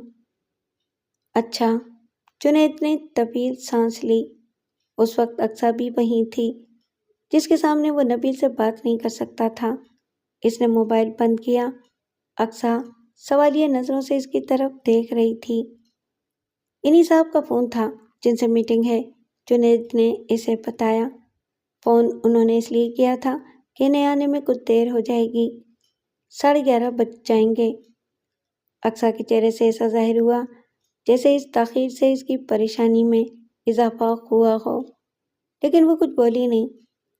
نبیل نے وقت کی نہایت شدت سے پابندی کی۔ 11:29 ہوئے تھے جب وہ گھر کے دروازے پر کھڑا تھا اور جنید نے اسی وقت دروازہ کھولا تھا۔ وہ خاموشی سے اندر آ گیا۔ جنید نے دروازہ بند کیا۔ خاموشی سے میرے کمرے میں چلے چلو۔ جنید نے اس کا ہاتھ پکڑ کر قدم بڑھائے۔ یہیں بیٹھے جاتے ہیں، نبیل نے بڑے کمرے کے صوفوں کی طرف اشارہ کرتے ہوئے کہا۔ نہیں، جنید نے آہستہ سے کہا، رقم اور کاغذات میرے کمرے میں ہیں۔ اور آپ کی بیگم صاحبہ؟ نبیل نے اس کے ساتھ چلتے ہوئے طنزیہ لہجے میں پوچھا۔ اسے میں نے اماں کے پاس بھیج دیا ہے۔ آج خنکی کچھ بڑھ گئی ہے، نبیل اس طرح بڑبڑایا جیسے جنید سے اس کی یہ ملاقات ایک خوشگوار ماحول میں ہوئی ہو۔ بیٹھو، جنید نے کہا۔ نبیل بیٹھ گیا۔ جنید نے بریف کیس کھول کر ایک فائل اور ایک براؤن لفافہ نکالا جو بہت ہلکا تو نہیں لیکن زیادہ بھاری بھی نہیں تھا۔ وہ اس نے نبیل کی طرف بڑھایا۔ گن لو، اتنا اعتبار تو کیا جا سکتا ہے آپ پر، نبیل نے بڑی سنجیدگی سے کہا اور لفافہ اپنے کوٹ کی جیب میں ڈال لیا۔ جنید نے مکان کے کاغذات کی فائل کھول کر نبیل کی طرف بڑھائی۔ ایک نیا کاغذ بھی فائل میں موجود تھا جو جنید نے دفتر میں خود ٹائپ کیا تھا۔ فائل کے بعد اس نے ایک بال پوائنٹ بھی نبیل کی طرف بڑھا دیا۔ کہاں کہاں دستخط کرنے ہیں؟ نبیل نے پوچھا۔ جنید نے بتایا اور نبیل نے دستخط کر کے فائل واپس کر دی اور کھڑا ہو گیا۔ ٹھہرو نبیل، جنید جلدی سے بولا۔ نبیل کھڑے کھڑے سوالیہ نظروں سے اس کی طرف دیکھنے لگا۔ کل دن میں کسی وقت کہیں مجھ سے ملو، جنید نے کہا۔ ممکن ہے میری کچھ باتیں تمہاری سمجھ میں آ جائیں، پھر میرے ساتھ گھر آ جانا۔ میں جانتا ہوں کہ اماں بہت غصے میں ہیں، لیکن ماں بہرحال ماں ہوتی ہے، کچھ ڈانٹیں گی، ڈپٹیں گی اور پھر ٹھیک ہو جائیں گی۔ ایسا نہیں ہوگا۔ نبیل کا قدم دروازے کی طرف بڑھ گیا۔ انسان کو بہتری کی توقع رکھنی چاہیے میرے بھائی۔ اچھا، تو میں ابھی مل لیتا ہوں ان سے۔ اس وقت نہیں، اس وقت نہیں، جنید جلدی سے بولا۔ میں نے یہ بات ان سے چھپائی ہے کہ اس وقت تم آ رہے ہو۔ میں نے زندگی میں شاید یہ پہلا جھوٹ بولا ہے ان سے۔ میں بعد میں ان سے نظر نہیں ملا سکوں گا۔ آپ بھی ان کے کچھ ڈانٹ ڈپٹ سن لیجیے گا، کیا حرج ہے؟ وہ ماں ہیں آخر، نبیل نے طنزیہ لہجے میں کہا۔ وہ دونوں دروازے کے قریب پہنچ گئے۔ جنید ایک قدم پیچھے تھا۔ ڈانٹ ڈپٹ نہیں کریں گی وہ مجھے، جنید نے کہا، بس دل میں بات رہ جائے گی ان کے کہ میں نے انہیں اتنی اہم بات نہیں بتائی تھی۔ تمہارا گھر آنا کوئی غیر اہم بات تو نہیں ہے؟ نبیل دروازے کے قریب رک گیا۔ اگر آپ چاہتے ہیں کہ میں ان سے مل لوں تو بس اسی وقت مل سکتا ہوں، ورنہ کبھی نہیں، نبیل کے لہجے میں سختی تھی۔ اچھا، جنید نے کچھ سوچتے ہوئے بادل ناخواستہ کہا، چلو ابھی مل لو، میں انہیں سمجھاؤں گا کہ نہیں، نبیل نے اس کی بات کاٹی، ان کے پاس میں اکیلا ہی جاؤں گا، ان کی غصے بھری باتوں میں تنہائی میں ہی سن سکتا ہوں۔ اقصیٰ وہیں ہے؟ انہیں میں آپ کے پاس بھیج دوں گا۔ میں اگر چلوں گا تو تمہارے حق میں زیادہ بہتر طور پر بول سکوں گا۔ نہیں، نبیل نے سخت مہری سے کہا، مجھے کسی کی سفارش کی ضرورت نہیں ہے۔ اچھا، جنید نے پھر بادل ناخواستہ ہی کہا، مجھے خوشی ہوگی اگر تم خود ہی ان کا غصہ رفع کر سکو اور اپنے گھر میں لوٹ آؤ۔ اپنے گھر میں؟ نبیل کا لہجہ پھر طنزیہ ہو گیا۔ اس کے مالک اب آپ ہیں بھائی صاحب۔ تو کیا ہوا، بڑے بھائی کا گھر بھی تو اپنا ہی ہوتا ہے۔ تمہیں بالکل اندازہ نہیں ہے کہ میرے دل میں اب بھی تمہارے لیے بہت جگہ ہے۔ آپ غاصب ہیں میرے۔ نبیل کے لہجے میں غصے کی لہر آ گئی۔ یہ کیا کہہ رہے ہو تم نبیل؟ جنید نے تعجب سے اس کی طرف دیکھا۔ میں نے تمہارا کیا غصب کیا ہے؟ آپ اس مکان کے مالک بن بیٹھے ہیں۔ یہ تمہاری ضد کی وجہ سے ہوا ہے۔ اگر تمہیں میرا مالک بننا گراں گزرا ہے تو میں ابھی وہ کاغذ پھاڑ دیتا ہوں جس پر تم نے دستخط کیے ہیں۔ وہ رقم بھی میں تم سے واپس نہیں لوں گا۔ جنید جذباتی ہو گیا۔ اپنے چھوٹے بھائی کی ضروریات پوری کرنے کے لیے میں اس سے زیادہ رقم بھی فراہم کر سکتا ہوں۔ گویا اب میں تیسری بار کہوں کہ مجھے آپ سے بھیک نہیں چاہیے۔ بحث کرنے سے کوئی فائدہ نہیں۔ میں ماں سے ملنے جا رہا ہوں اور آپ یہیں رکیں گے۔ دروازہ میں باہر سے بند کر دوں گا۔ کیوں؟ جنید چونکا۔ دروازہ کیوں بند کرو گے؟ آپ میرے پیچھے پیچھے وہاں جو آ جائیں گے۔ میری نیت میں ایسا کوئی کھوٹ نہیں ہے۔ بات کھوٹ کی نہیں، جذبات کی ہے۔ آپ جذباتی تو بہت ہیں۔ میرے جانے کے بعد آپ خود پر قابو نہیں پا سکیں گے۔ آپ ماں کے کمرے میں آ جائیں۔ جنید کے لیے اس سے انکار ممکن نہیں رہا تھا کہ وہ نبیل کے معاملے میں جذباتی تھا، لہذا دروازہ بند کرنا ضروری ہے۔ نبیل نے کہا، بس میں اسی شرط پر ماں سے ملنے جا سکتا ہوں۔ آپ کی بیگم ماں کا دروازہ کھول دیں گی۔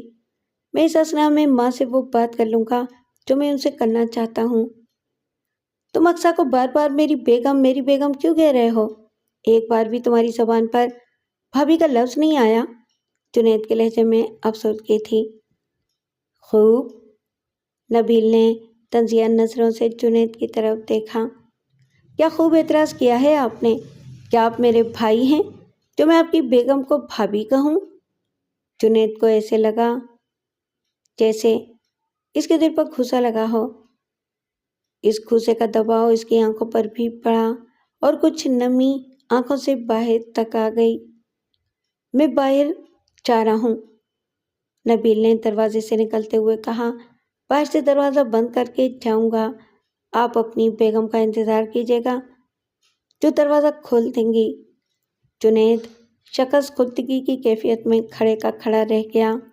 نبیل دروازہ بند کر کے مڑا تو اس کی آنکھوں میں ایک غیر معمولی چمک تھی۔ عموماً ایسی چمک کسی انسان کی آنکھوں میں اس وقت آتی ہے جب اس نے کوئی غیر معمولی کارنامہ سر انجام دیا ہو۔ فتح مندی کا احساس ہی ایسی چمک کا سبب بنتا ہے۔ نبیل لپکتا ہوا بڑے کمرے میں پہنچا۔ وہاں اس نے دیوار سے لٹکی ہوئی بندوق اتاری اور پھر بڑی تیزی سے رحیم النساء کے کمرے کی طرف لپکا۔ اقصیٰ اس وقت کرسی پر بیٹھی جنید کے لیے سویٹر بن رہی تھی۔ ذہنی خلفشار کے باعث سلائیاں بڑی تیزی سے محرک تھیں۔ چند لمحے پہلے رحیم النساء کپڑے تبدیل کرنے پردے کے پیچھے گئی تھیں۔ اقصیٰ اس وقت اچھل پڑی جب کمرے کا دروازہ کھول کر نبیل اندر پہنچا۔ وہ گھبراہٹ میں کھڑی ہو گئی۔ اون اور سلائیاں اس کے ہاتھ سے چھوٹ کر فرش پر گریں۔ تم؟ اس کے منہ سے نکلا۔ اس کا چہرہ زرد پڑ گیا تھا۔ نبیل نے تیزی سے ادھر ادھر نظر دوڑائی۔ اماں کہاں ہیں؟ پردے کے پیچھے رحیم النساء نے ان کی آوازیں سن لی تھیں۔ وہیں سے وہ بڑے غصے میں بولیں، تو اس وقت کیوں آیا ہے نبیل؟ دفع ہو جائے یہاں سے۔ ہاتھ میں بندوق سنبھالے ہوئے نبیل نے بڑی شفقانہ مسکراہٹ کے ساتھ اقصیٰ کی طرف دیکھا۔ زپ لگے ہوئے سرخ جمپر میں تم بہت اچھی لگ رہی ہو۔ پھر یکایک اس کے چہرے کے تاثرات بدلے اور وہ کچھ خوفناک نظر آنے لگا۔ میں نے تم سے کیا کہا تھا اقصیٰ؟ وہ خود آیا۔